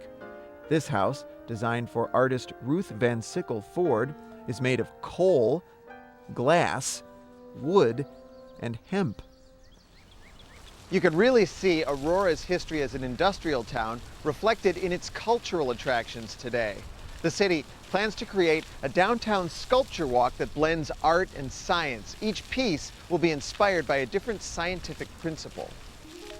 The first sculpture to be installed on the walk is called Swimming Stones, a fountain with moving slabs of granite by artist Christian Tobin. The Aurora Public Art Commission is creating the exhibit in partnership with the SciTech Hands-On Museum. As the name suggests, the museum is filled with interactive exhibits that let you explore scientific principles with your hands, or for that matter, with your whole body. Really gifted future scientists and mathematicians can attend the Illinois Mathematics and Science Academy in Aurora. It's a tuition-free public residential high school for the top math and science students in the state. In an era when Midwestern industry is on the decline, the area around Aurora still has some major factories, like this large Caterpillar plant in neighboring Montgomery. It builds heavy earth-moving equipment like highway graders, wheel loaders, and hydraulic excavators. But like other factory towns, Aurora suffered during the decline of the industrial economy in the 20th century. The downtown all but died in the late 1970s and early 1980s. The Hollywood Casino opened in 1993, bringing much-needed tax revenue for infrastructure improvements. But the really dramatic comeback in Aurora has taken place on the edges of the city. By 2003, Aurora had surpassed Rockford to become the second largest city in Illinois. Former farmland has been gobbled up by new, affordably priced residential development. As you might expect, nearly 2 centuries of booming development have taken their toll on the Fox River. This is the legacy that our ancestors have left to us. In the late 1960s, a high school biology teacher turned to desperate measures to clean it up. He was known simply as the Fox. His real name was Jim Phillips, but he kept his true identity a secret, launching a clandestine campaign to punish polluters. He tried several times to plug a sewer pipe that dumped waste from a soap factory into the river.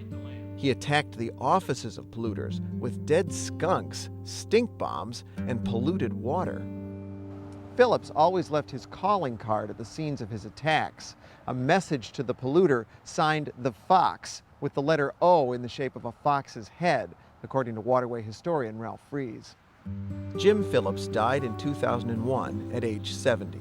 In 2006, a monument was dedicated to him a little downstream from Aurora in Oswego.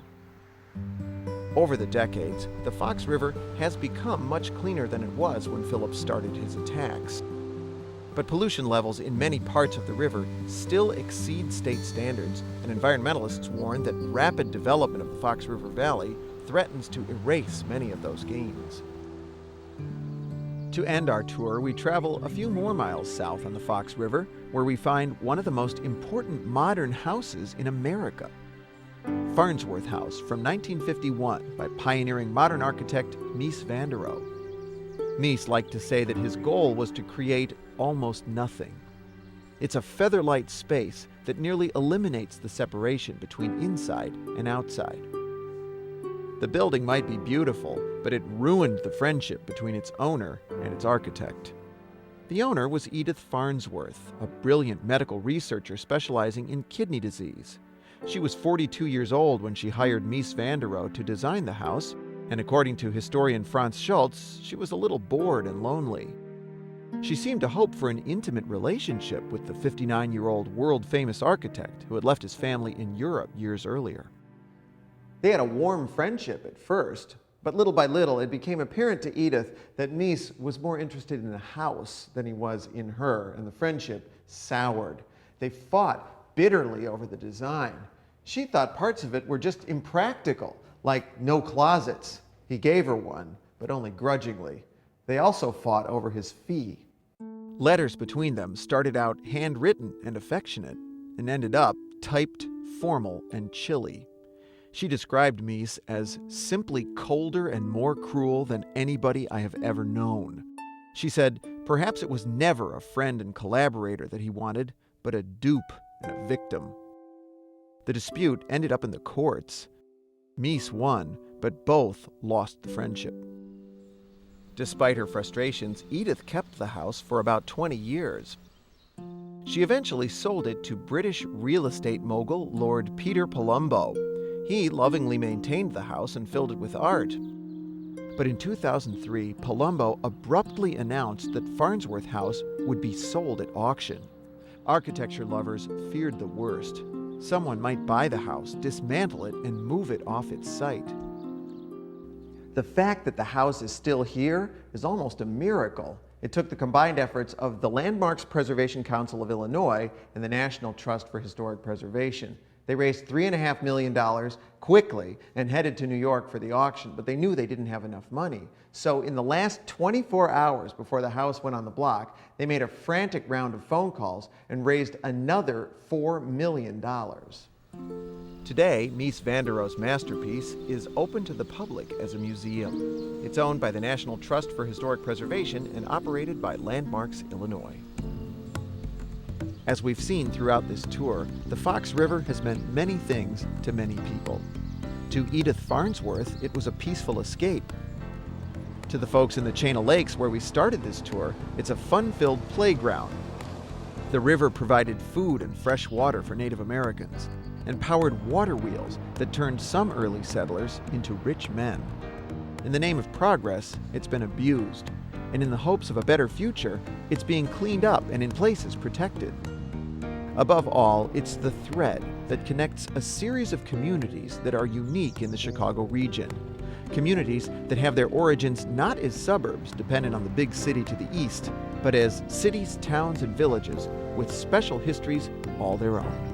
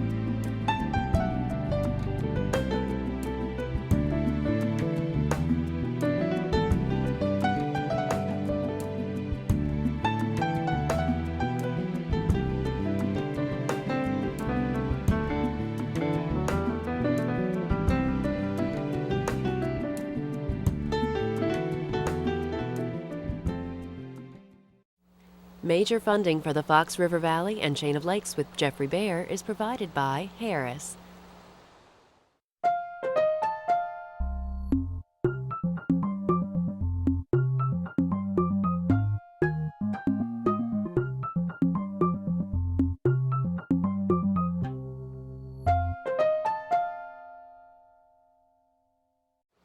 Additional funding is provided through the generous support of the Alfred Bursted Foundation and the Grace Bursted Foundation, and Peter Kelleher Jr. and Diane Kelleher,